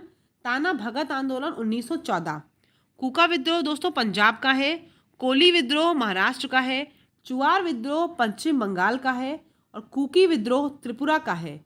अहोम विद्रोह आपका गोमधर कुंवर का है। अहोम विद्रोह आपका गोमधर कुंवर के द्वारा, ठीक है। ताना भगत, जत्रा भगत। अंग्रेजों के विरुद्ध भीलों द्वारा क्रांति प्रारंभ की गई मध्य प्रदेश एवं महाराष्ट्र में। ताना भगत आंदोलन जद राव ने प्रारंभ किया, कब? वर्ष 1914 में। महात्मा गांधी एवं उनके विचारों से प्रभावित होने वाले प्रथम आदिवासी नेता कौन थे? जोड़ा नांग। आगे देख लेते हैं। आधुनिक भारत में शिक्षा का विकास। भारत में अंग्रेजों ने प्रथम मदरसा कहाँ स्थापित किया? कलकत्ता में। एशियाटिक सोसाइटी ऑफ बंगाल के संस्थापक कौन थे? Sir William Jones. वाराणसी में प्रथम संस्कृत महाविद्यालय की स्थापना कहाँ की गई? जोनाथन डंकन ने। दादा भाई नौरोजी, माइकल मधुसूदन दत्त, राजा राम मोहन राय तथा विवेकानंद में से वह जिन्हें पेरिस की रॉयल एशियाटिक सोसाइटी की सदस्यता प्रदान की गई, माइकल मधुसूदन दत्त। सर्वप्रथम भगवत गीता का अंग्रेजी में अनुवाद किसने किया? चार्ल्स विल्किंस ने। कालिदास की प्रसिद्ध रचना शकुंतला का पहली बार अंग्रेजी में अनुवाद किसने किया? सर विलियम जोन्स ने। स्वतंत्रता पूर्व अवधि में ब्रिटिश सरकार द्वारा भारत में आधुनिक शिक्षा के प्रसार का मुख्य उद्देश्य था छोटे प्रशासनिक पदों पर नियुक्ति हेतु शिक्षित भारतीयों की आवश्यकता। ब्रिटिश सरकार के जिस अधिनियम ने सबसे पहली बार भारत में शिक्षा के लिए 1 लाख रुपए दिए, वो कौन सा था? चार्टर अधिनियम 1813। बहुत इंपॉर्टेंट है। चार्ल्स वुड का आदेश पत्र संबंधित था शिक्षा से। हंटर कमीशन की रिपोर्ट में विशेष जोर दिया गया प्राथमिक शिक्षा के सुधार एवं विकास पर। नेशनल काउंसिल ऑफ एजुकेशन की स्थापना कब हुई? 15 अगस्त 1906 को। सैडलर आयोग संबंधित था शिक्षा से। शिक्षा में सुधार हेतु ब्रिटिश सरकार ने सैडलर विश्वविद्यालय आयोग नियुक्त किया। कब? 1917 में। लॉर्ड मैकाले संबंधित किस चीज से थे? अंग्रेजी शिक्षा से। भारत के औपनिवेशिक काम में अधोमुखी निस्यंदन सिद्धांत संबंधित था शिक्षा क्षेत्र से। भारत की शैक्षणिक नीति में फिल्ट्रेशन थ्योरी के प्रतिपादक कौन थे? Lord Macaulay. भारत में आधुनिक शिक्षा प्रणाली की नींव पड़ी 1835 के मैकाले के स्मरण पत्र से। भारत में अंग्रेजी शिक्षा प्रारंभ किसने की? लॉर्ड विलियम बेंटिक के शासनकाल से। भारत में प्रथम 3 विश्वविद्यालय कलकत्ता, मद्रास और बंबई की स्थापना कब हुई? 1857 में। जिसके सतत प्रयत्नों से बंबई में प्रथम महिला विश्वविद्यालय की स्थापना की, किसकी वजह से हुई? डीके कर्वे की वजह से। डेक्कन एजुकेशनल सोसाइटी की स्थापना संबंधित कौन था? BG Tilak. Hindu college Calcutta, Delhi college, Mayo college तथा मुस्लिम एंग्लो ओरिएंटल कॉलेज में सर्वप्रथम किसकी स्थापना हुई? हिंदू कॉलेज कलकत्ता की। आगे देख लीजिए। डेविड हेयर और अलेक्जेंडर डफ के साथ मिलकर जिसने कलकत्ता में हिंदू कॉलेज की स्थापना की, किसने की? राजा राम मोहन रॉय ने। बाल गंगाधर तिलक, स्वामी विवेकानंद, महात्मा गांधी तथा मदन मोहन मालवीय में से भारतीय विश्वविद्यालयों में धार्मिक शिक्षा के लिए प्रबल रूप से वकालत किसने की? मदन मोहन मालवीय ने। बनारस हिंदू विश्वविद्यालय का शिलान्यास किया गया था, लॉर्ड हार्डिंग ने। अलीगढ़ मुस्लिम विश्वविद्यालय, अलीगढ़ डॉक्टर भीमराव अंबेडकर विश्वविद्यालय, लखनऊ बनारस हिंदू विश्वविद्यालय, इन सब में से सर्वप्रथम केंद्रीय विश्वविद्यालय किसे घोषित किया गया? बनारस हिंदू विश्वविद्यालय को। ठीक है। आधुनिक भारत में प्रेस का विकास शुरू करते हैं। भारत का पहला समाचार पत्र कौन सा था? Bengal gazette. Wellesley, Hastings, John Adams तथा डलहौजी में से सर्वप्रथम प्रेस सेंसरशिप किसने लागू की? वेलेस्ली ने। वर्नाकुलर प्रेस एक्ट 1878 का जो था उसे किसने रद्द कर दिया? लॉर्ड रिपन ने। और वर्नाकुलर प्रेस एक्ट का प्रवर्तन किसने किया था? लॉर्ड लिटन ने। ठीक है। लिटन लाया और रिपन ने रिमूव किया, रद्द कर दिया। वह गवर्नर जनरल जिसके समय भारतीय भाषा प्रेस अधिनियम समाप्त किया गया, लॉर्ड रिपन के समय। पत्रकार के कार्य का निर्वहन करते हुए जेल जाने वाला प्रथम भारतीय कौन था? बाल गंगाधर तिलक थे। अमेरिका में फ्री हिंदुस्तान अखबार किसने शुरू किया? तारकनाथ दास ने। फारसी साप्ताहिक मिरातुल अखबार को प्रकाशित किसने किया? राजा राममोहन रॉय ने। 1880 के दशक में इंडियन मिरर अखबार का प्रकाशन होता था कलकत्ता से। गदर पत्र का प्रथम अंक प्रकाशित हुआ उर्दू भाषा में। गदर पार्टी का पत्र गदर था, एक साप्ताहिक पत्र। अमृत बाजार पत्रिका की स्थापना किसने की? शिशिर कुमार घोष ने। लोकमान्य बाल गंगाधर तिलक ने भारतीय स्वतंत्रता संग्राम की सेवा के उद्देश्य से जो समाचार पत्र प्रारंभ किया वह है केसरी। क्रांतिकारी काल की लोकप्रिय पत्रिकाएं जो अनेक कारणों से कांग्रेस की आलोचना करती थीं, बंगवासी, काल तथा केसरी। वह समाचार पत्र जिन्होंने भारतीय स्वतंत्रता संग्राम के काल में क्रांतिकारी आतंकवाद की वकालत की थी, संध्या, युगांतर तथा काल। सोम प्रकाश नामक समाचार पत्र शुरू किया गया, ईश्वरचंद्र विद्यासागर ने शुरू किया। New India, leader, young India तथा फ्री प्रेस जनरल अखबारों में से मुख्यतया उदारवादियों की नीतियों का प्रचारक था लीडर। द इंडियन ओपिनियन पत्र नहीं छापा जाता था उर्दू भाषा में। इंडियन ओपिनियन पत्रिका के प्रथम संपादक थे मनसुख लाल नजर। हिंदी का पहला समाचार पत्र उद्दंड मारदंड प्रकाशित हुआ था कलकत्ता से। आगे देख लेते हैं।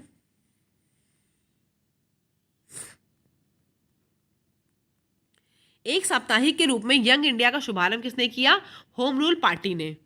भारतीयों द्वारा अंग्रेजी भाषा में प्रकाशित प्रथम समाचार पत्र कौन सा था? हिंदू पैट्रियट। नील आंदोलन का जमकर समर्थन करने वाले हिंदू पैट्रियट के संपादक कौन थे? हरिश्चंद्र मुखर्जी। वंदे मातरम के साथ किसने अपने आप को संबंध किया? अरविंद घोष ने। ठीक है, अंग्रेजी साप्ताहिक था ये। इंडियन नेशन, पंजाब केसरी, प्रभाकर तथा डॉन में से जिस अखबार का प्रकाशन पटना से होता था, कौन सा था? Indian nation. स्वदेश वाहिनी के संस्थापक कौन थे? के रामकृष्ण पिल्लई। अंग्रेजी पत्र इंडिपेंडेंट जुड़ा था मोतीलाल नेहरू से। भारत मित्र हिंदी बुक हिंदी भाषा में था, राष्ट्रमत मराठी भाषा में था, प्रजामित्र गुजराती में और नायक बंगाली में। दैनिक आज शिव प्रकाश गुप्त संस्थापक थे। द लीडर मदन मोहन मालवीय संस्थापक थे। The national herald Jawaharlal Nehru और the pioneer George Allen. Kanpur से प्रकाशित जिस समाचार पत्र के माध्यम से विजय सिंह पथिक ने बिजौलिया आंदोलन को समूचे भारत में चर्चा का विषय बना दिया, वो कौन सा था? प्रताप। हरिजन के प्रारंभकर्ता कौन थे? महात्मा गांधी। गांधी जी द्वारा शुरू किए गए साप्ताहिक पत्र हरिजन का प्रथम अंक 11 फरवरी 1933 को प्रकाशित किया गया पूना से। मराठी पाक्षिक बहिष्कृत भारत आरंभ किया गया था बी.आर. अम्बेडकर ने। अल हिलाल, कॉमरेड, द इंडियन सोशियोलॉजिस्ट तथा जमींदार में से वह जर्नल जो अबुल कलाम आज़ाद द्वारा प्रकाशित है, अल हिलाल। वर्ष 1920 में लाहौर से लाजपत राय द्वारा जिस उर्दू समाचार पत्र को प्रारंभ किया गया, वो कौन सा है? वंदे मातरम। हिंदू समाचार पत्र के संपादक कौन थे? जी सुब्रमण्यम अय्यर। सुधारक के GK. Gokhale. Voice of India के दादा भाई नौरोजी, बंगाली के एस.एन. बनर्जी, बॉम्बे क्रॉनिकल के फिरोज शाह मेहता, कॉमनवेल्थ के एनी बेसेंट, लीडर के मदन मोहन मालवीय, सर्चलाइट के सच्चिदानंद सिन्हा, इंडिपेंडेंट के मोतीलाल नेहरू, जस्टिस के टी.एम. नायर। आगे देख लीजिए, अबुल कलाम आजाद की कौन सी थी पत्रिका? अल हिलाल। एनी बेसेंट की न्यू इंडिया, महात्मा गांधी की यंग इंडिया, लोकमान्य तिलक की केसरी, बी.आर. अम्बेडकर की मूक नायक, दादा भाई नौरोजी की राफ्त गोफ्तार। कौमी आवाज किसका पत्र था? जवाहरलाल नेहरू का। नवजीवन, एम.के. गांधी, स्वराज्य, टी. प्रकाशम, प्रभात, एन.सी. केलकर, कौमी आवाज, जवाहरलाल नेहरू। एनी बेसेंट द्वारा निकाले जाने वाले दो अखबार कौन से थे? Commonwealth, New India. The Hindu, Bengali, the Mahratta, the Times of India में से एक राष्ट्रवादी समाचार पत्र नहीं था, द टाइम्स ऑफ इंडिया। सही सुमेलित क्या है? Bipin Chandra Pal, New India, Aurobindo Ghosh, Vande Mataram, Brahma Bandhav Upadhyay, Sandhya, Mohammad Ali, Comrade. सही सुमेलित देख लीजिए, S A. Dange, the Socialist, Muzaffar Ahmad, Navayug, Ghulam Hussain, Inquilab, M. Singaravelu, Labour Kisan Gazette. Indu Prakash, M G. Ranade से प्रकाशक थे। Native Opinion, B N. Mandlik, Bombay Chronicle, Feroze Shah Mehta, Indian Mirror, Debendranath Tagore. देखिए, सारे समाचार पत्र प्रकाशक जो मैं पढ़ाती जा रही हूँ, इंपॉर्टेंट बहुत ज़्यादा है। आप लोगों का रिवीजन हो रहा होगा, मुझे पूरी उम्मीद है। बंगाली, सुरेंद्रनाथ बनर्जी, बंगवासी, जोगेंद्रनाथ बोस, वंदे मातरम, अरविंद घोष, अमृत बाजार पत्रिका, मोतीलाल घोष। ठीक है। द हिंदू, जी सुब्रमण्यम अय्यर, केसरी, बाल गंगाधर तिलक, हिंदुस्तानी, गंगा प्रसाद वर्मा, सुधारक, गोपाल कृष्ण गोखले। मैं आपको इसकी पीडीएफ भी टेलीग्राम लिंक में दे दूंगी। दोस्तों, आप ऐसा करिएगा, पहले वीडियो सुनिएगा, फिर पीडीएफ पढ़िएगा, फिर वीडियो सुनिएगा। उससे देखिएगा आपको चीज़ें लर्न ज़्यादा आसानी से हो जाएंगी। सामाजिक एवं धार्मिक सुधार हम लोग अब पढ़ते हैं। ठीक है। तो सामाजिक एवं अगर धार्मिक सुधार की बात करें तो किसने मुख्यतः इनको आकर्षित किया? तो वो लोग जो थे बुद्धिजीवी, नगरीय उच्च जातियाँ और उदार रजवाड़े। ठीक है। अगला देख लेते हैं कि सबसे ज़्यादा जैसे सर्वप्रथम पश्चिमी सभ्यता ने प्रभावित किया। किसको प्रभावित किया? सबसे ज़्यादा पश्चिमी सभ्यता ने शिक्षित हिंदू मध्यम वर्ग को सबसे ज़्यादा पश्चिमी सभ्यता ने प्रभावित किया था। भारतीय जागृति का जनक किसे कहते हैं? राजा राममोहन रॉय को। भारतीय पुनर्जागरण का पिता भी उन्हीं को कहा जाता है, राजा राममोहन रॉय को। भारतीय राष्ट्रवाद का पैगंबर किसे माना जाता है? राजा राममोहन रॉय को। और आधुनिक पुरुष किसे माना जाता है? राजा राममोहन रॉय को। राजा राममोहन रॉय द्वारा स्थापित प्रथम संस्था कौन सी थी? आत्मीय सभा। राजा राममोहन राय द्वारा ब्रह्म समाज की स्थापना कब की गई? 1828 में। राजा राममोहन राय को उपाधि किसने दी? राजा की उपाधि अकबर सेकंड ने। राजा राममोहन राय की समाधि कहाँ पे है? ब्रिस्टल, इंग्लैंड में। Calcutta Unitarian committee, tabernacle of new dispensation तथा इंडियन रिफॉर्म एसोसिएशन में से केशव चंद्र सेन का संबंध किससे है? Tabernacle of new dispensation of Indian reform association की स्थापना से। ठीक है। भारतीय ब्रह्म समाज के संस्थापक कौन थे? केशव चंद्र सेन। ब्रह्म समाज का सिद्धांत किस पे आधारित था? ये आधारित था आपका एक देववाद पर। बाल विवाह, सती प्रथा, पाश्चात्य शिक्षा तथा मूर्ति पूजा में से वह जिसका विरोध राजा राममोहन राय ने नहीं किया, पाश्चात्य शिक्षा का विरोध नहीं किया था। ब्रह्म समाज के बारे में क्या सही कथन है? इन्होंने मूर्ति पूजा का विरोध किया। धार्मिक ग्रंथों की व्याख्या के लिए इन्होंने पुरोहित वर्ग को अस्वीकार किया। न्यू हिंदुइज्म या फिर नव हिंदुवाद के प्रतिनिधि कौन थे? स्वामी विवेकानंद। विवेकानंद ने शिकागो में आयोजित पार्लियामेंट ऑफ वर्ल्ड्स रिलीजन्स में भाग लिया था। कब लिया था? 1893 में। मुख्यतः प्रख्यात समाज सुधारक जिन्होंने ज्ञान योग, कर्म योग तथा राजयोग नामक पुस्तकें लिखी। किसने लिखी ये पुस्तकें थी? स्वामी विवेकानंद ने लिखी थी। रामकृष्ण मिशन की स्थापना किसने की? स्वामी विवेकानंद ने। स्वामी विवेकानंद ने रामकृष्ण मिशन की स्थापना कब की? 1897 में। शारदा मणि थी रामकृष्ण परमहंस की पत्नी। दयानंद सरस्वती द्वारा स्थापित है आर्य समाज। आर्य समाज की स्थापना का वर्ष क्या है? 1875। वेदों की ओर चलो या फिर वेदों के पुनरुत्थान का श्रेय किसे आता है? स्वामी दयानंद सरस्वती को। भारत का मार्टिन लूथर किसे कहते हैं? स्वामी दयानंद सरस्वती को। सत्यार्थ प्रकाश की रचना भी किसके द्वारा की गई? स्वामी दयानंद सरस्वती। सत्यार्थ प्रकाश पवित्र पुस्तक है आर्य समाज की। शुद्धि आंदोलन का समर्थन किसने किया? आर्य समाज ने।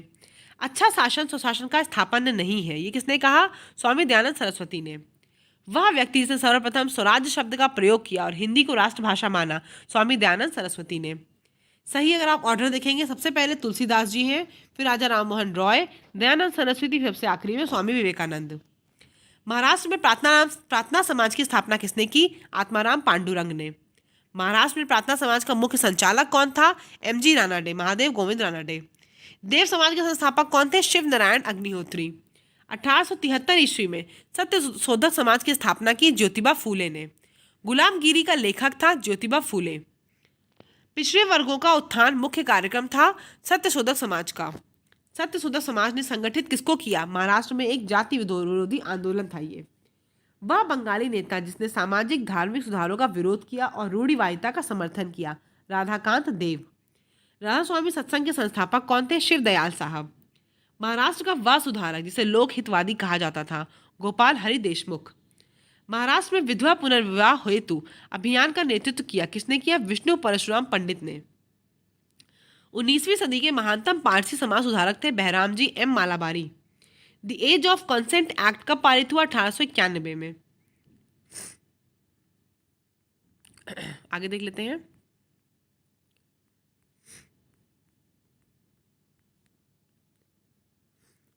भारतीय स्वतंत्रता आंदोलन के समय राष्ट्रीय सामाजिक सम्मेलन का गठन किया गया। इसे गठन के लिए उत्तरदायी कारण क्या था?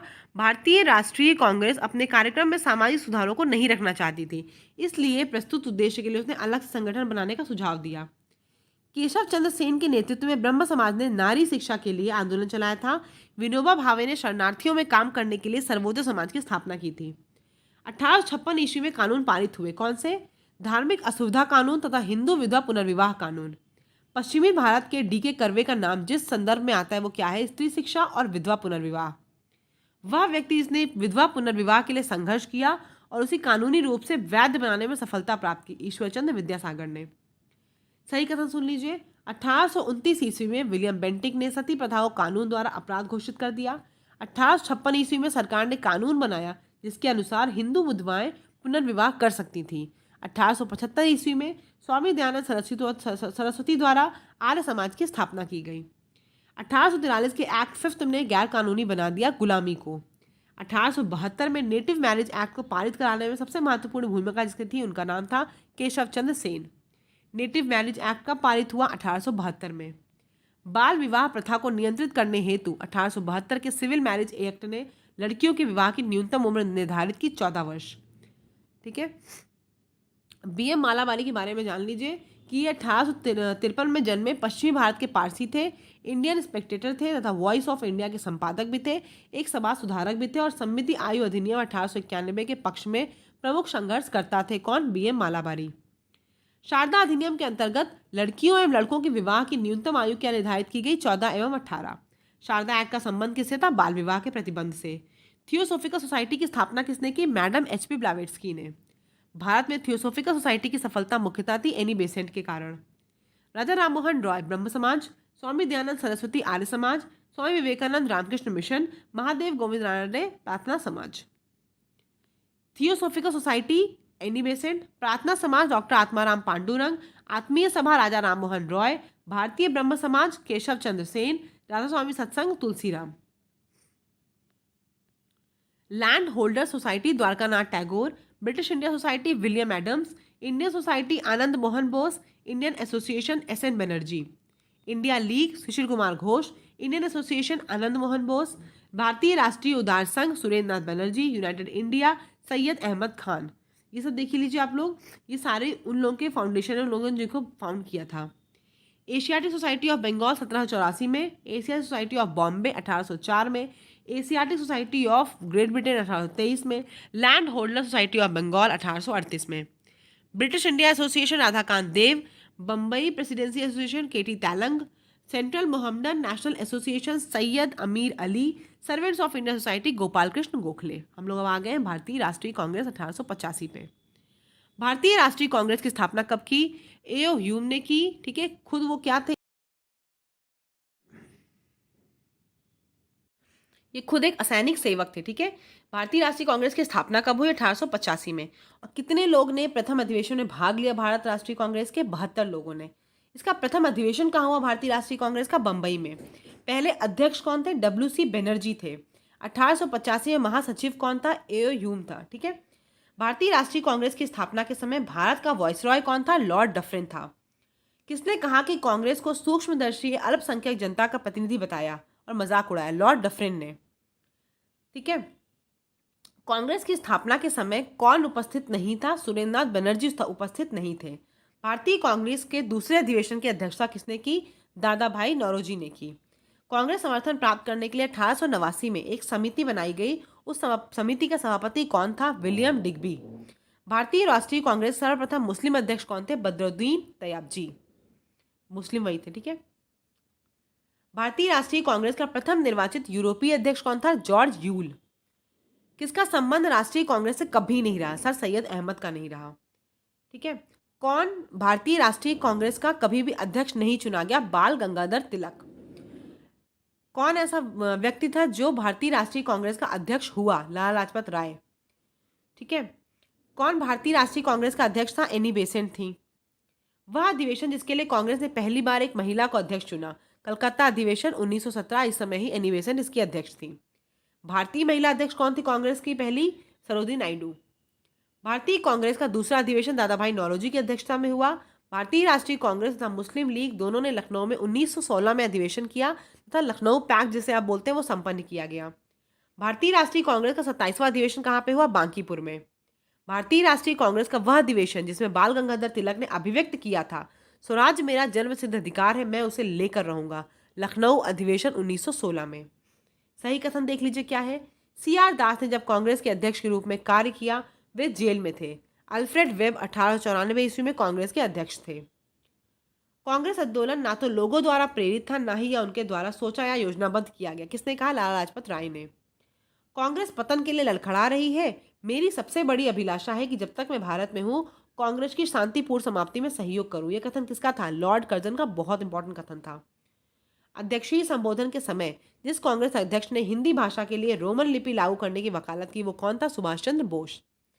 वह स्वतंत्रता सेनानी जिन्होंने भारत के स्वतंत्र समाप्ति के बाद सुझाव दिया था कि भारतीय राष्ट्रीय कांग्रेस को समाप्त कर दिया जाए। किस सुझाव दिया? स्वतंत्रता प्राप्ति मिलने के बाद महात्मा गांधी ने सुझाव दिया था कि कांग्रेस को समाप्त कर दिया जाए।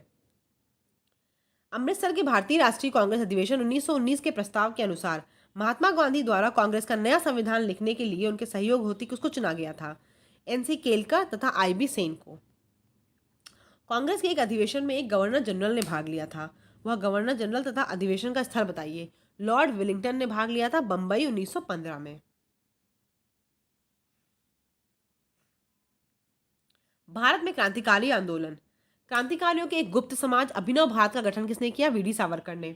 1905 में क्रांतिकारी संगठन अभिनव भारत कहाँ गठित किया गया था? महाराष्ट्र में। मित्र मेला संघ को किसने शुरू किया? विनायक दामोदर सावरकर, वीडी सावरकर ने। वीडी सावरकर के बारे में पूरी चीजें सुन लीजिए। अभिनव भारत नामक क्रांतिकारी संगठन की स्थापना की और भारत का स्वतंत्रता संग्राम 1857 नामक पुस्तक भी लिखी, जो 1857 के विद्रोह का एक राष्ट्रवादी दृष्टिकोण प्रदान करती है। ब्रिटिश कैद से मुक्त होने के लिए वे एक चलते जहाज से कूद पड़े थे। हेडगेवार ने राष्ट्रीय स्वयंसेवक संघ की स्थापना की वर्ष 1925 में। अनुशीलन समिति की स्थापना किसने की? पी मित्रा ने। बरेंद्र कुमार घोष के क्रियाकलापों ने जिस गुप्त क्रांतिकारी संगठन को बंगाल में जन्म दिया उसका क्या नाम था? अनुशीलन समिति। बाल गंगाधर तिलक को लोकमान्य विशेषण कब दिया गया? क्रांतिकारी आंदोलन के दौरान। बर्रा डकैती का कौन सा स्थान था? पूर्वी बंगाल था। मुजफ्फरपुर में किंग्सफोर्ड की हत्या का प्रयास किया था किस सन में? 1908 में। और किसने किया था? प्रफुल्ल चाकी ने किया था, ठीक है। वह व्यक्ति जिसने बड़ी बुद्धिमानी के साथ अलीपुर षड्यंत्र मामले में अरविंद घोष का बचाव किया। किसने किया था? चित्तरंजन दास ने। हिंदुस्तान रिपब्लिकन एसोसिएशन की स्थापना कब हुई? 1924 में हुई। और कहाँ पे हुई थी? कानपुर में। कौन हिंदुस्तान रिपब्लिकन एसोसिएशन का सदस्य नहीं था? शिव वर्मा नहीं थे, जब भगत सिंह, चंद्रशेखर आजाद और रामप्रसाद बिस्मिल थे इसके सदस्य। अपनी से फांसी से पूर्व जिसने पीने हेतु दिए गए दूध को अस्वीकार करके कहा, अब मैं केवल अपनी माँ का दूध लूंगा, रामप्रसाद बिस्मिल ने।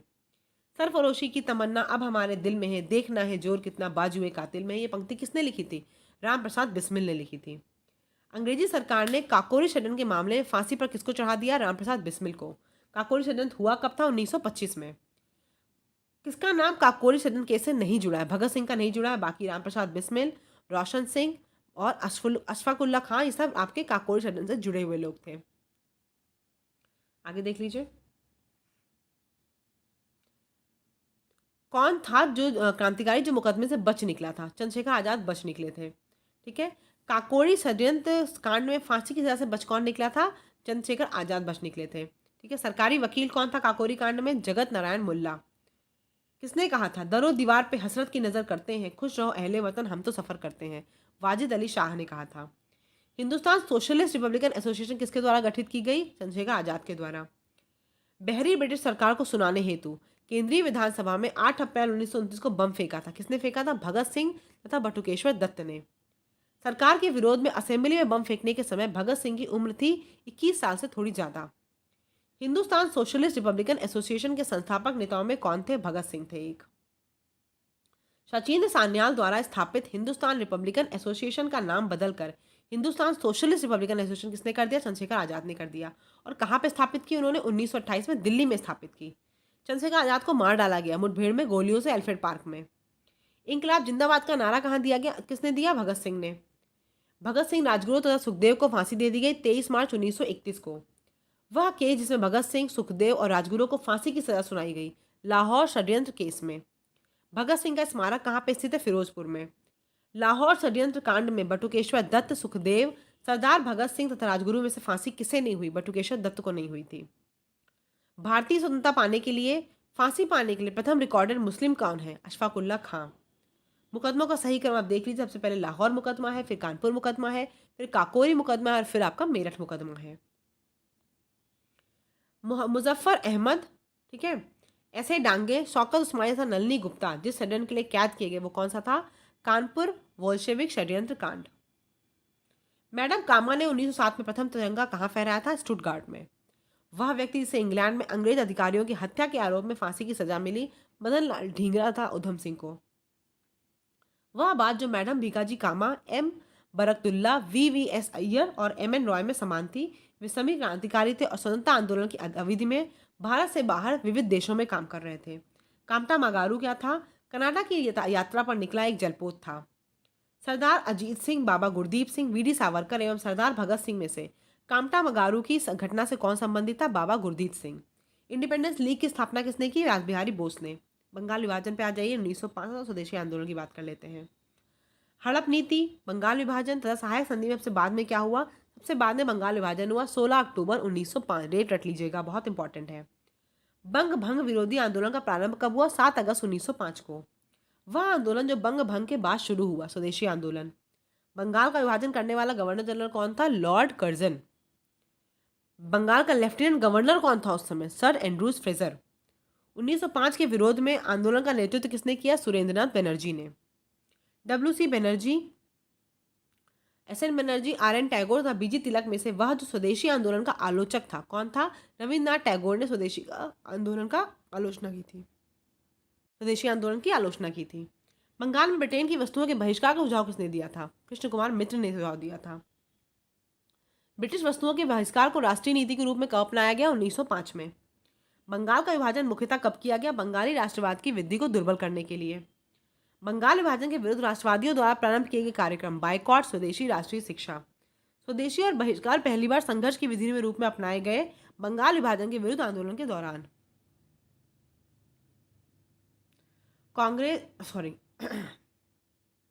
बंगाल 1905 में विभाजित हुआ, फिर उसके बाद फलस्वरूप दोबारा विभाजित किया गया। ठीक है, तो कब हुआ? 1911 में। 1911 में वापस वो मिला दिया गया था।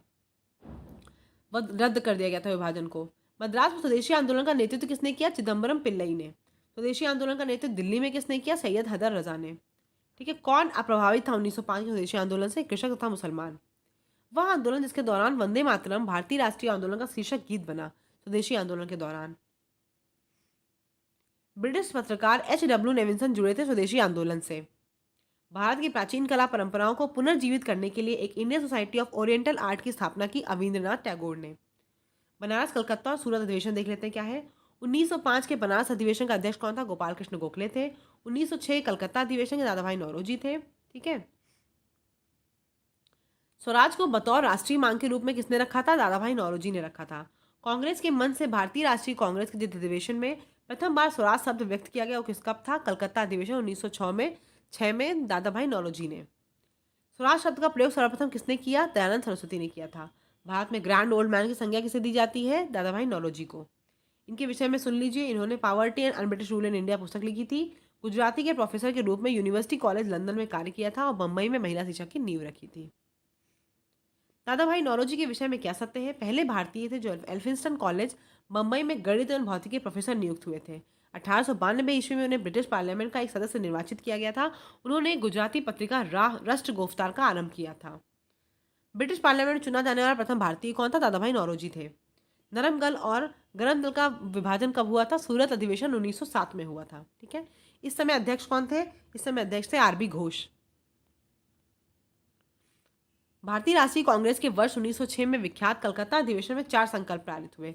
1907 में हुए कांग्रेस के अगले अधिवेशन में इन चारों संकल्पों को स्वीकार करने अथवा उन्हें अस्वीकृत करने के प्रश्न पर कांग्रेस में विभाजन हो गया। इन चारों में क्या संकल्प नहीं था? विभाजन को रद्द करना संकल्प नहीं था। ठीक है। भारतीय राष्ट्रीय कांग्रेस का प्रथम विभाजन कब हुआ? 1907 में। सूरत विभाजन का नेतृत्व किसने किया था? तिलक ने किया था। 1907 में सूरत में भारतीय राष्ट्रीय कांग्रेस के विभाजन का मुख्य कारण क्या था? अंग्रेजी सरकार के साथ नरमपंथियों की वार्ता करने की क्षमता के बारे में चरमपंथियों में विश्वास का अभाव। मुस्लिम लीग का गठन देख लीजिए 1906। कहाँ पे हुआ था ये? देख लीजिए। मुस्लिम लीग का गठन मैं पूरा पढ़ूंगी नहीं, आप सुन लीजिए। मुस्लिम लीग का गठन 1906 में नवाब सलीमुल्लाह खान ने किया था। इसकी स्थापना ढाका में, और इसका अध्यक्ष जो पहला था वो था, उनका नाम था आगा खान। ठीक है। नवाब सलीमुल्लाह खान ने की थी ढाका में और आगा खान इसके अध्यक्ष थे। इसका वार्षिक अधिवेशन कहाँ हुआ था 1907 में? 1906 के बाद 1907 में हुआ था कराची में। अब उसका देख लीजिए ये 1906 में लॉर्ड मिंटो से समला में मिले मुसलमानों के शिष्टमंडल ने क्या प्रार्थना की? कि मुसलमानों के लिए पृथक निर्वाचन वर्ग की। आगे देख लीजिए। 1908 में अखिल भारतीय मुस्लिम लीग की एक लंदन शाखा की स्थापना हुई आमिर अली की अध्यक्षता में। मॉडल मिंटो सुधार देख लीजिए 1909 का है। सांप्रदायिक प्रतिनिधित्व के बारे में ये आया था और इसमें यही मतभेद का बीज ये था कि मुसलमानों के लिए पृथक निर्वाचन क्षेत्र और स्थानों का आरक्षण की सुविधा दी गई थी। ठीक है। मॉडल मिंटो सुधार में यही इंपॉर्टेंट है सबसे ज़्यादा। दिल्ली दरबार राजधानी परिवर्तन देख लीजिए। कलकत्ता से पहले राजधानी जो थी वो दिल्ली से मतलब कलकत्ता थी, बाद में इसको शिफ्ट कर दिया गया दिल्ली। ठीक है। 1912 में जब राजधानी कलकत्ता से दिल्ली आई उस समय भारत का वायसरॉय लॉर्ड हार्डिंग था और 1912 में दिल्ली भारत की राजधानी बन गई। ठीक है। और 1911 में जब बंगाल का विभाजन था उसे रद्द करने की भी घोषणा कर दी गई। किसके राजकीय प्रवेश के अवसर पर दिल्ली में बम फेंका गया? लॉर्ड हार्डिंग के। ब्रिटिश शासन के दौरान बिहार को एक अलग प्रांत का दर्जा दिया गया 1912 में। कांग्रेस का लखनऊ अधिवेशन अब देख लीजिए। दिसंबर 1916 में इंडियन नेशनल कांग्रेस तथा इंडियन मुस्लिम लीग ने एक ही समय में अपने अधिवेशन आयोजित किए लखनऊ में। 1916 में भारतीय राष्ट्रीय कांग्रेस के लखनऊ अधिवेशन की अध्यक्षता की थी किसने? ए.सी. मजूमदार ने। लखनऊ पैक्ट में इस समय साइन हुए थे, लखनऊ समझौता जिसे आप बोलते हैं 1916 में ही। अतिवादियों यानी कि जो आपके नरम दल और गरम दल थे उनकी भी प्रक्रिया में उनको पुनर्मिलाया गया लखनऊ पैक्ट के टाइम में। और सबसे ज़्यादा जो मेन भूमिका थी किसकी थी? एनी बेसेंट की थी। 1916 में मुस्लिम लीग और कांग्रेस के मध्य समझौता किसने कराया था? बीजी तिलक ने कराया था। कांग्रेस के वर्ष 1916 के लखनऊ अधिवेशन में लिया गया मुख्य दूरगामी परिणाम वाला निर्णय क्या था? मुस्लिम लीग की पृथक निर्वाचन मांग स्वीकार कर ली गई। आगे देख लीजिए। खिलाफत आंदोलन के मुख्य उद्देश्य क्या थे? भारत के मुसलमानों में ब्रिटिश विरोधी भावना उत्पन्न करना और ऑटोमन साम्राज्य की रक्षा और खिलाफत का रक्षण। 1919 में भारतीय खिलाफत का अध्यक्ष किसे चुना गया? महात्मा गांधी को। महात्मा गांधी ने खिलाफत आंदोलन का समर्थन किया। ठीक है। जिसने किसने समर्थन दिया था? हिंदू और मुसलमानों की एकता का एक ऐसे अवसर के रूप में देखा जो 100 वर्षों में पुनः प्राप्त नहीं हो पाएगी। किसने किसने सोची थी ये बात? ये महात्मा गांधी ने सोची थी। ठीक है। खिलाफत आंदोलन के दौरान हाजिक उल मुल्क की पदवी किसने त्याग दी थी? हकीम अजमल खान ने। जिसने महात्मा गांधी को सावधान किया था कि मुस्लिम धार्मिक नेताओं और उनके अनुयायियों के कट्टरपन को प्रोत्साहित ना करें? मोहम्मद अली जिन्ना ने। किसने भागीदारी नहीं ली थी खिलाफत आंदोलन में? एम ए जिन्ना ने खिलाफत आंदोलन में भागीदारी नहीं ली थी। इसका परिणाम क्या हुआ था कि हिंदू मुस्लिम मतभेदों में कमी आई थी। वह व्यक्ति जिसने 4 अप्रैल 1919 को दिल्ली की जामा मस्जिद से प्रवचन से हिंदू मुस्लिम एकता पर भाषण दिया, स्वामी श्रद्धानंद ने। कांग्रेसों ने खिलाफत आंदोलन का समर्थन किया, खलीफा की पुनः स्थापना के लिए, मुसलमानों की सहानुभूति प्राप्त करने के लिए। किसने समर्थन और नहीं दिया था इसको खिलाफत आंदोलन का? मदन मोहन मालवीय ने भी समर्थन नहीं दिया था। मदन उन्होंने एम ए जिन्ना ने भी नहीं दिया था, मदन मोहन मालवीय ने भी नहीं दिया था। 1920 की खिलाफत कमेटी की सभा जिसने गांधी को असहयोग आंदोलन के नेतृत्व को संभालने का अनुरोध किया, कब हुई थी? इलाहाबाद में हुई थी। इस मिसाल में हम मुसलमानों को हिंदुओं से भिड़ा नहीं पाए। एचिंसन के इस कथन का संबंध किस घटना से है? खिलाफत और असहयोग आंदोलन 1919 से 22 तक। 1921 का मोपला आंदोलन शाखा थी खिलाफत आंदोलन की। असहयोग आंदोलन पे आ जाए 1920 में। कब पारित हुआ था यह असहयोग आंदोलन? राष्ट्रीय कांग्रेस अधिवेशन 1920 के समय नागपुर में हुआ था अधिवेशन, और इस समय अध्यक्ष जो थे वो कौन थे? सी आर दास थे। ठीक है। पहला असहयोग आंदोलन शुरू कब किया गया? वर्ष 1920 में। ये पहला जन आंदोलन भी था। ठीक है, आगे देख लेते हैं। एक वर्ष में स्वराज का नारा कब दिया गया? असहयोग आंदोलन के समय। असहयोग आंदोलन के संबंध में क्या सही है? 1920 से 22 तक अवधि वर्ष इसकी प्राप्ति की लक्ष्य था। एक वर्ष के भीतर स्वराज की प्राप्ति इसका लक्ष्य था। इसमें बहिष्कार की योजना थी। असहयोग आंदोलन में क्या था? कांग्रेस सर्वप्रथम जन आंदोलन बनी। हिंदू मुस्लिम एकता में वृद्धि हुई। जनता के मन से ब्रिटिश शक्ति का भय हट गया। ब्रिटिश सरकार ने महात्मा गांधी को जो उपाधि दी वो उन्होंने असहयोग आंदोलन में वापस कर दी। कौन सी उपाधि थी? कैसरे हिंद की उपाधि थी। और कितने लोगों ने अपनी वकालत छोड़ दी? चित्तरंजन दास ने असहयोग आंदोलन के दौरान अपनी वकालत छोड़ दी थी। ठीक है। असहयोग आंदोलन का समर्थन तो बहुत ज़्यादा किया, मगर उसके परिणाम कौन नहीं देख पाया? बाल गंगाधर तिलक। राहुल सांकृत्यायन 1920 के असहयोग आंदोलन में सक्रिय था छपरा में। चौरी चौरा कांड की वास्तविक तिथि क्या है? 4 फरवरी 1922। चौरी चौरा स्थित है गोरखपुर जनपद में। गांधी जी ने असहयोग आंदोलन वापस ले लिया था चौरी चौरा कांड के कारण। चौरी चौरा कांड की घटना के समय महात्मा गांधी कहाँ पे? तो खुद वो बारदोली में थे। 1920 में असहयोग आंदोलन आरंभ हुआ और समाप्त कब हो गया? 1922 में। ये आंदोलन वापस लेने के लिए गांधी जी के विरुद्ध निंदा प्रस्ताव किसने प्रस्तुत किया? डॉक्टर मुंजे ने। ठीक है। चौरी चौरा में पहले पुलिस को गोलीकांड हुआ। उग्र भीड़ द्वारा पुलिस थाना को जलाया गया। गांधी जी द्वारा आंदोलन को वापस ले लिया गया। उसके बाद गांधी जी की गिरफ्तारी हो गई। फिर देख लेते हैं घटनाओं का सही क्रम। चौरी चौरा कांड है, बारदोली प्रस्ताव है, असहयोग आंदोलन का स्थगन है। ठीक है। उसके बाद देख लीजिए, जिसने असहयोग आंदोलन के दौरान विदेशी वस्त्रों के जलाए जाने पर महात्मा गांधी को लिखा यह निष्ठुर बर्बादी है, किसने लिखा? रविन्द्रनाथ टैगोर ने लिखा था।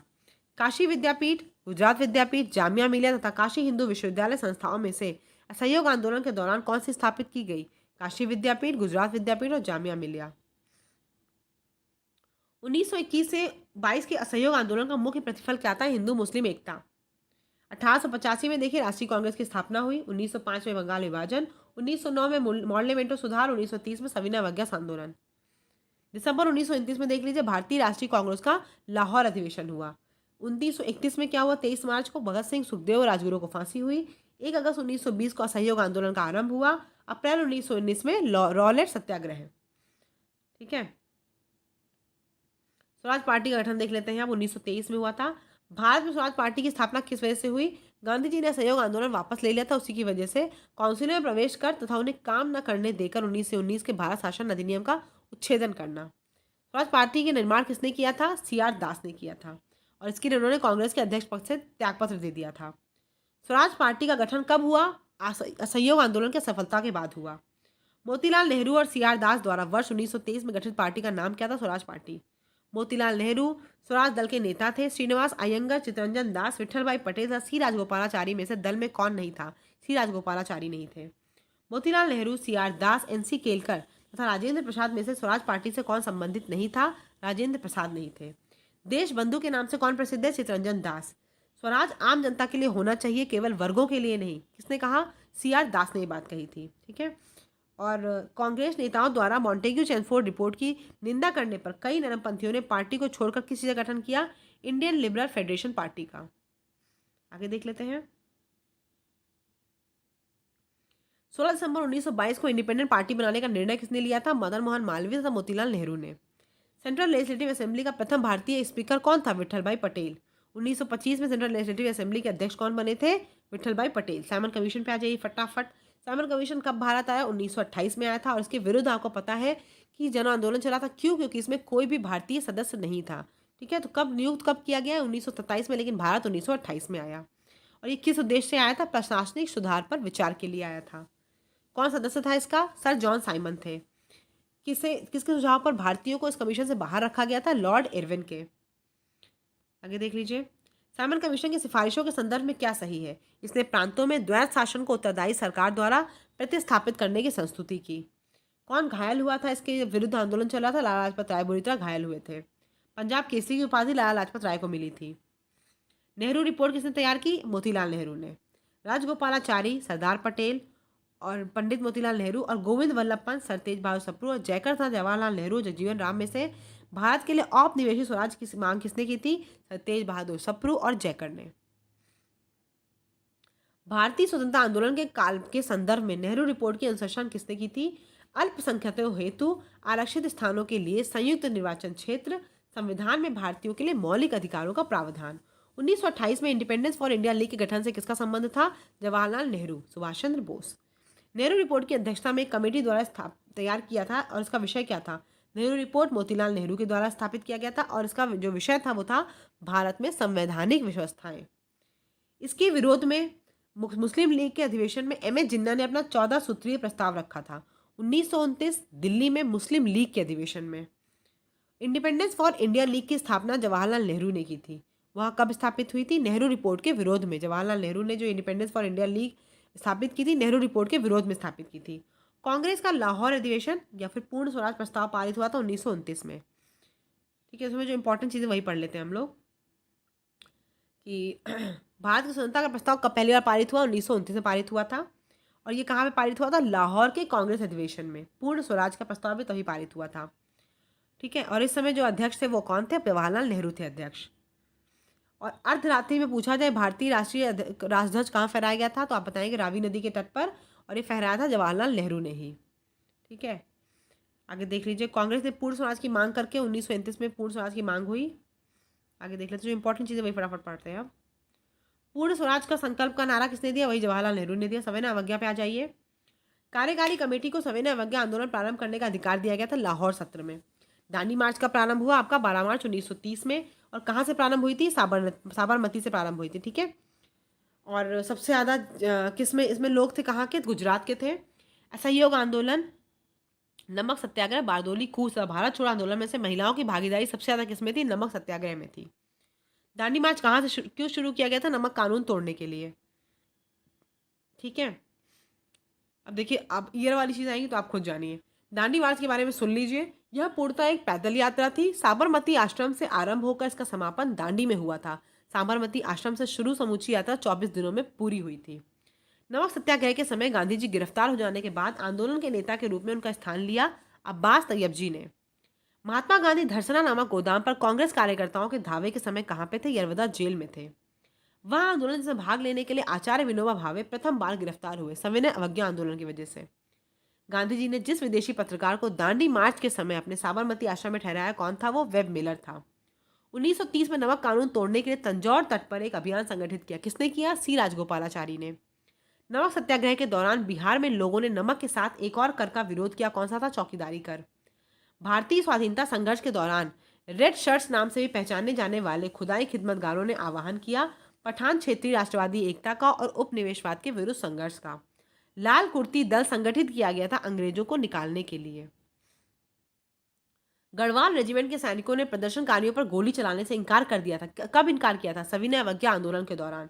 लाल कुर्ती आंदोलन के नेता कौन थे? खान अब्दुल गफ्फार खान। 1930 में अंग्रेज सरकार के विरुद्ध प्रसिद्ध पेशावर कांड का नायक कौन था? वीर चंद्र सिंह गढ़वाली। जिया तरंग आंदोलन कहाँ प्रारंभ हुआ? मणिपुर में।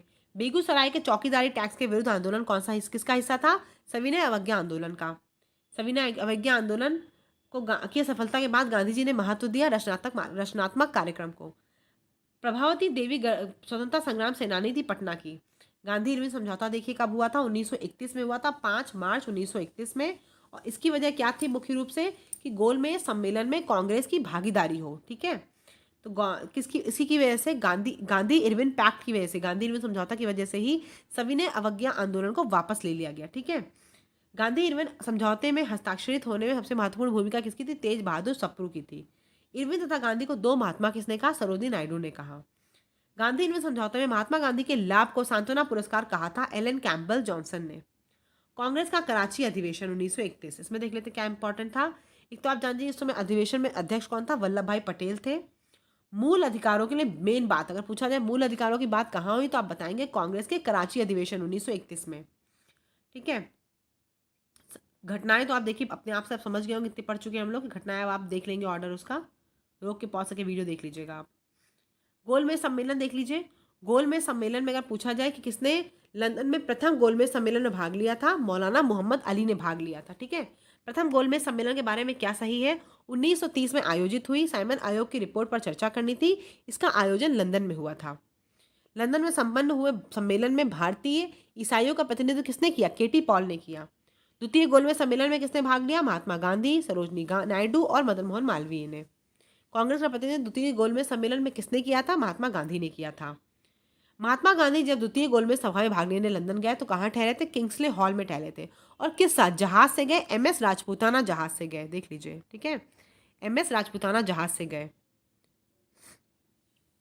जब 1931 में खाली हाथ कहाँ से भारत लौटे थे? लंदन से। द्वितीय गोलमेज सम्मेलन जिस प्रश्न पर असफल रहा वो क्या था? सांप्रदायिक प्रतिनिधित्व का।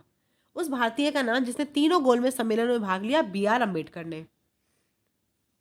गोलमेज सम्मेलन जो वर्ष 1932 में हुआ तीसरा ही था, ठीक है। सही कथन सुन लीजिए। प्रथम गोलमेज सम्मेलन में डॉक्टर अम्बेडकर ने दलित वर्ग के अलग निर्वाचक मंडल की मांग रखी। पूना पैक्ट में स्थानीय निकायों तथा सिविल सेवाओं में दलित वर्गों के प्रतिनिधित्व के लिए विशेष उपबंध रखे गए थे। तृतीय गोलमेज सम्मेलन में भारतीय राष्ट्रीय कांग्रेस ने भाग नहीं लिया। भारतीय राष्ट्रीय कांग्रेस ने कब भाग लिया? खाली द्वितीय में, ठीक है। सांप्रदायिक पंचांग एवं पूजा पैक्ट, पूना पैक्ट देख लेते हैं, 1932 का था।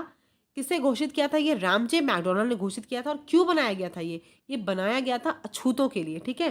कम्युनल अवार्ड क्यों बनाया गया था इसमें? और देखिए आपको पता है कि 1909 में आपको मुसलमानों का पृथक निर्वाचन मंडल दिया गया था और यहाँ पे मुसलमानों, सिखों और अनुसूचित जातियों सबके लिए चुनाव क्षेत्र और आरक्षित सीटें आवंटित कर दी गई। महात्मा गांधी ने पहला आमरण अनशन कब प्रारंभ किया? कम्युनल अवार्ड के समय, ठीक है। रामजे मैकडोनल्ड ने सांप्रदायिक निर्णय की घोषणा की थी। अच्छा, कितनी सीटें बढ़ा दी गई थी इसके हिसाब से? 71 व 147 सीटें बढ़ा दी गई थी। पुनः समझौते का उद्देश्य क्या था? दलित वर्ग को प्रतिनिधित्व देना। पूना पैक्ट पर हस्ताक्षर किसने किए थे? सांप्रदायिक अधिनिर्णय के विरुद्ध गांधी जी के आमरण अनशन के बाद पूना समझौता 24 दिसंबर 1932 को हस्ताक्षरित हुआ। इस समझौते पर गांधी जी के समर्थकों एवं अम्बेडकर ने हस्ताक्षर किए थे। गांधी जी ने इस पर हस्ताक्षर नहीं किए थे, ठीक है, उनके समर्थकों ने किए थे। सांप्रदायिक अधिनिर्णय की घोषणा के पश्चात संपादित किया गया पूना समझौता। BR अम्बेडकर, मदन मोहन मालवीय, C राजगोपालाचारी तथा MK गांधी में से 1932 के ऐतिहासिक पूना समझौते पर हस्ताक्षर किसने किए थे? BR अम्बेडकर, मदन मोहन मालवीय, C राजगोपालाचारी ने। 1932 में पूना पैक्ट के बाद हरिजन सेवक संघ की स्थापना हुई। इसके अध्यक्ष कौन थे? घनश्याम दास बिरला। आगे देख लेते हैं। ऑल इंडिया अनटचेबिलिटी लीग, जिसका नाम बाद में बदलकर हरिजन सेवक संघ कर दिया गया, इसके प्रथम अध्यक्ष कौन थे? GD बिरला थे। अखिल भारतीय हरिजन संघ की स्थापना किसने की? महात्मा गांधी ने की। दलित वर्गों का संघ किसने स्थापित किया? डॉक्टर BR अम्बेडकर ने स्थापित किया। महात्मा गांधी क्षणिक भूत की भांति उठाते हैं लेकिन स्तर नहीं, धूल उठाते हैं लेकिन स्तर नहीं, किसने कहा? BR अम्बेडकर ने कहा था। कांग्रेस समाजवादी पार्टी 1934, हल्का सा देख लीजिए, बहुत इंपॉर्टेंट तो नहीं है क्योंकि बहुत बार परीक्षाओं में नहीं आई है। कांग्रेस सोशलिस्ट पार्टी की पहली बैठक कंटा में कब हुई? पटना में 1934 में हुई, ठीक है। प्रमुख कौन इसका नेता था? आचार्य नरेंद्र देव इसके प्रमुख नेता थे।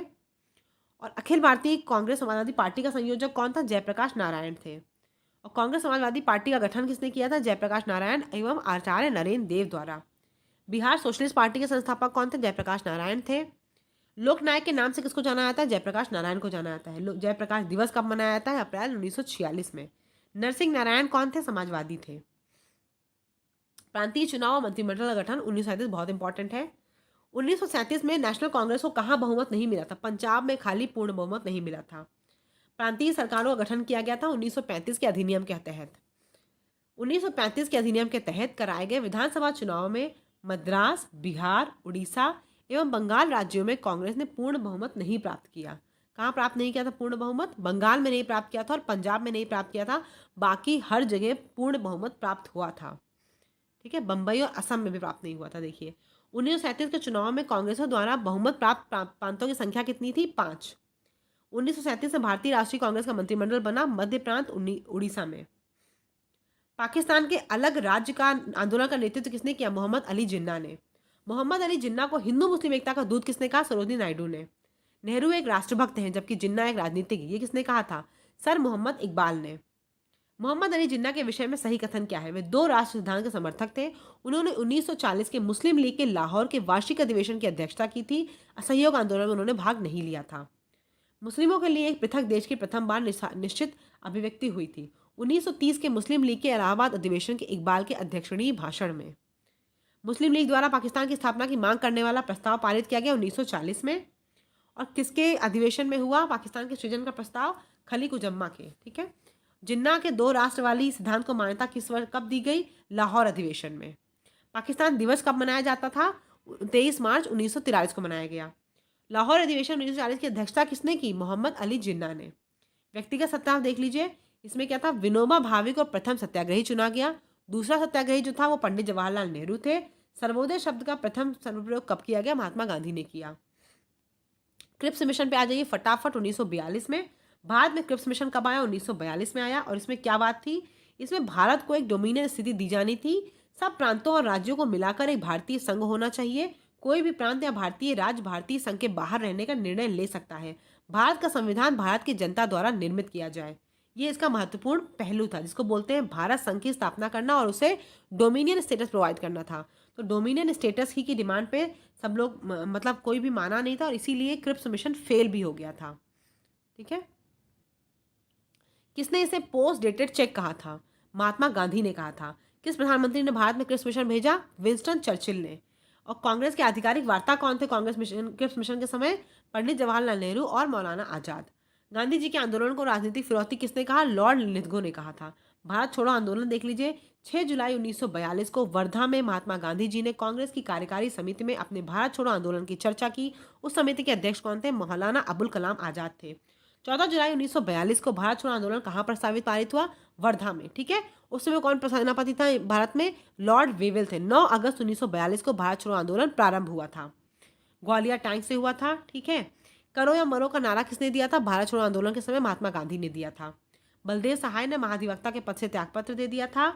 और देख लेते हैं क्रिप्स प्रस्ताव की प्रतिक्रिया में ये आया था भारत छोड़ो आंदोलन। भारत छोड़ो आंदोलन का नेतृत्व किसने किया? महात्मा गांधी ने किया था। सरदार वल्लभ भाई पटेल सबने समर्थन किया था इसका। 1943 में आजाद हिंद फौज अस्तित्व में आई। तत्कालीन मलाया में सुभाष चंद्र बोस को इंडियन नेशनल आर्मी के गठन में सक्रिय सहयोग दिया गया था राज बिहारी बोस ने। आजाद हिंद फौज का प्रधान कार्यालय कहाँ स्थित था? रंगून में। तुम मुझे खून दो मैं तुम्हें आजादी दूंगा किसका कथन है? सुभाष चंद्र बोस का। द फ्री इंडियन लीजन नामक सेना किसने बनाई? सुभाष चंद्र बोस ने बनाई। रानी लक्ष्मीबाई रेजिमेंट भी इन्होंने स्थापित किया। सुभाष चंद्र बोस को देश नायक किसने कहा? सुभाष रविन्द्रनाथ टैगोर ने कहा था। जय हिंद नारा भी सुभाष चंद्र बोस ने दिया। इनके राजनीतिक गुरु कौन थे? चित्तरंजन दास थे। आजाद हिंद फौज दिवस कब मनाया गया? 12 नवंबर 1945 को। आजाद हिंद फौज के सैनिक को 7 वर्ष के कारावास का दंड दिया गया राशिद अली के द्वारा। ठीक है, और किस पर मुकदमा चलाया गया था? गुरुदयाल सिंह, प्रेम सहगल, शाहनवाज पे लाल किले पर मुकदमा चलाया गया था। मोहन सिंह नहीं थे उस समय। वर्ष 1945 में किसने उन लोगों की पैरवी की? भूला भाई देसाई ने इसकी पैरवी की। आईने के अधिकारियों पर मुकदमा चलाया गया था लाल किला दिल्ली में। ठीक है, और किसने पैरवी नहीं की थी? देखिए, भूला भाई देसाई ने पैरवी की थी, पंडित जवाहरलाल नेहरू और कैलाशनाथ काटजू, सरदार वल्लभ भाई पटेल ने नहीं की थी। आगे देख लीजिए, कैबिनेट मिशन 1946 में। कैबिनेट मिशन की अध्यक्षता सर पी लॉरेंस द्वारा की गई थी। विश्व युद्ध के बाद 1946 में ही आया था कैबिनेट मिशन। ठीक है, कैबिनेट मिशन की बात हम लोग कर ले, इसका मेन जो बात थी वो देख लें। कैबिनेट में 1946 में आया था। इसमें क्या था? प्रांतीय सामूहिकरण, भारतीय सदस्यों वाला अंतरिम मंत्रिमंडल, पाकिस्तान की स्वीकृति तथा संविधान निर्माण का अधिकार में से सही क्या नहीं है? पाकिस्तान की स्वीकृति सही नहीं है। कैबिनेट मिशन के संदर्भ में क्या सही है? इसने एक संघीय सरकार के लिए सिफारिश की। ठीक है, कौन सा कांग्रेस का वह नेता था जो कैबिनेट मिशन योजना के पक्ष में पूरी तरह से था? महात्मा गांधी पूरी तरह से थे। वह कांग्रेस अध्यक्ष ने क्रिप्स मिशन व लॉर्ड वेवेल दोनों से वार्ताएं की। अबुल कलाम आजाद थे। ठीक है। भारतीय राष्ट्रीय कांग्रेस के अध्यक्ष कौन थे कैबिनेट मिशन के समय? अबुल कलाम आज़ाद थे। संविधान सभा देख लीजिए फटाफट से, क्योंकि बहुत ज़्यादा मतलब बहुत देर नहीं कर सकते हम लोग। कांग्रेस पार्टी ने वर्ष 1936 में पहली बार संविधान सभा का विचार प्रस्तुत किया था। संविधान सभा, भारतीय संविधान का निर्माण कब आया? कैबिनेट मिशन प्लान के तहत आया। ठीक है। इसके लिए क्या किया गया? प्रत्येक प्रांत को आवंटित सदस्य संख्या निर्धारित करने के लिए एक प्रतिनिधि जनसंख्या के अनुपात में लाया गया। प्रतिनिधि के लिए जनसंख्या का जो अनुपात था वो 10 लाख व्यक्ति था। संविधान सभा का पहला सत्र हुआ था 9 दिसंबर 1946 को। भारतीय संविधान सभा के अध्यक्ष कौन थे? डॉक्टर राजेंद्र प्रसाद। और इस समय कौन थे संविधान सभा के प्रथम अध्यक्ष? डॉक्टर राजेंद्र प्रसाद थे। ठीक है। अभी से आप देख लीजिएगा। सत्यानंद सिन्हा जुड़े थे भारत छोड़ो आंदोलन से। और जो लेजिस्लेटिव असेंबली था, स्वतंत्र भारत की संसद में अध्यक्ष के पद पे संभाला था, किसने संभाला था? जीवी मावलंकर ने। अंतरिम सरकार का गठन देख लीजिए कब हुआ? 1946 में हुआ। अंतरिम सरकार का गठन हुआ था सितंबर 1946 में। राजेंद्र प्रसाद के पास क्या थे? खाद्य तथा कृषि थे। अंतरिम सरकार में रेल मंत्रालय का कार्य किसने देखा? असफ अली ने देखा था। 1946 में भारतीय मुस्लिम लीग को अंतरिम सरकार में सम्मिलित किया गया। तब लियाकत अली खान को कौन सा विभाग दिया गया? वित्त विभाग दिया गया। ठीक है। बी आर अम्बेडकर अंतरिम सरकार के सदस्य नहीं थे। ठीक है। आगे देख लीजिए। मुस्लिम लीग ने सीधी कार्यवाही दिवस हेतु तिथि कौन सी सुनिश्चित की? 16 अगस्त 1946, डायरेक्ट एक्शन डे भी बोलते हैं इसको। भारत का विभाजन स्वतंत्रता देख लेते हैं। जब भारत को स्वतंत्रता प्राप्त हुई उस समय यूके में जिस पार्टी की सत्ता थी, कौन सी पार्टी थी? लेबर पार्टी थी। और प्रधानमंत्री कौन थे? क्लीमेंट अटली थे। ब्रिटिश सरकार ने जून 1948 तक भारत छोड़ने की घोषणा कर दी थी फरवरी 1947 में। लॉर्ड माउंटबेटन वायसराय के रूप में भारत आए, यथासंभव भारत को संयुक्त रखने की विशेष हिदायत के साथ। भारतीय स्वतंत्रता का आधार क्या बनी? माउंटबेटन योजना बनी। माउंटबेटन योजना आधार क्यों बनी? देश का विभाजन करने के हिसाब से। ठीक है। भारत के विभाजन संबंधित माउंटबेटन योजना की डेट क्या थी? 3 जून 1947। भारतीय स्वाधीनता विधेयक को राजकीय स्वीकृति प्राप्त हुई 18 जुलाई 1947 को। भारत के विभाजन का बालकन प्लान उपज क्या था? लॉर्ड माउंटबेटन के मस्तिष्क का। ठीक है। वर्ष 1947 में भारतीय राष्ट्रीय कांग्रेस देश के विभाजन के लिए मुख्य रूप से सहमत हुई क्योंकि वे बड़े पैमाने पर संभावित सांप्रदायिक दंगों को बचाना चाहते हैं। इसलिए उन्होंने मान लिया कि ठीक है पार्टीशन हो जाए। ठीक है। भारत के विभाजन के विकल्प रूप में गांधी जी ने माउंटबेटन को सुझाया कि वे जिन्ना को सरकार बनाने के लिए आमंत्रित करें। रैडक्लिफ समिति क्यों नियुक्त की गई? भारत और पाकिस्तान के बीच सीमाओं को निर्धारित करने के लिए रैडक्लिफ समिति नियुक्त की गई। भारत विभाजन के संदर्भ में 1947 में नियुक्त सीमा आयोग की अध्यक्षता की थी रैडक्लिफ ने। भारत के विभाजन को टालने का अंतिम अवसर समाप्त हो गया था कैबिनेट मिशन को अस्वीकार करने के साथ ही। 15 जून 1947 को कांग्रेस के दिल्ली अधिवेशन में भारत के विभाजन का प्रस्ताव स्वीकृत हुआ। इस अधिवेशन के अध्यक्ष कौन थे? आचार्य JB कृपलानी। ठीक है। और किसने विभाजन के प्रस्ताव का समर्थन किया था? अबुल कलाम आजाद ने। दिल्ली में 1947 में आयोजित अखिल भारतीय कांग्रेस समिति में इन्होंने विभाजन का समर्थन किया था। 1947 के कांग्रेस कमेटी की बैठक द्वारा विभाजन के प्रस्ताव के पारित होने वाले राष्ट्रवाद का संप्रदायवाद के पक्ष में समर्पण किसने रूप में लिया? डॉक्टर किचलू ने। 1947 के भारतीय राष्ट्रीय कांग्रेस के दिल्ली अधिवेशन की अध्यक्षता किसने की? JB कृपलानी ने की। ठीक है। भारत विभाजन के विपक्ष में किसने मतदान दिया? खान अब्दुल गफार खान ने। 14 या 15 अगस्त 1947 की मध्य रात्रि को अंतरिम संसद के रूप में सत्ता ग्रहण की संविधान सभा ने। जनगण मन गाया गया। किसने गाया? जनगण मन गाया था MS सुब्बालक्ष्मी गाया था। पहले अवसर पर भारत के प्रधानमंत्री की नियुक्ति किसने की थी? गवर्नर जनरल ने। स्वतंत्र भारत के प्रथम गवर्नर जनरल कौन थे? लॉर्ड माउंटबेटन थे। अंतिम गवर्नर जनरल कौन था? C राजगोपालाचारी थे। पहले भारतीय गवर्नर जनरल कौन थे? राजगोपालाचारी थे। ठीक है। अंतिम वायसराय कौन था? लॉर्ड माउंटबेटन थे। प्रथम विधि मंत्री कौन थे? BR अम्बेडकर थे।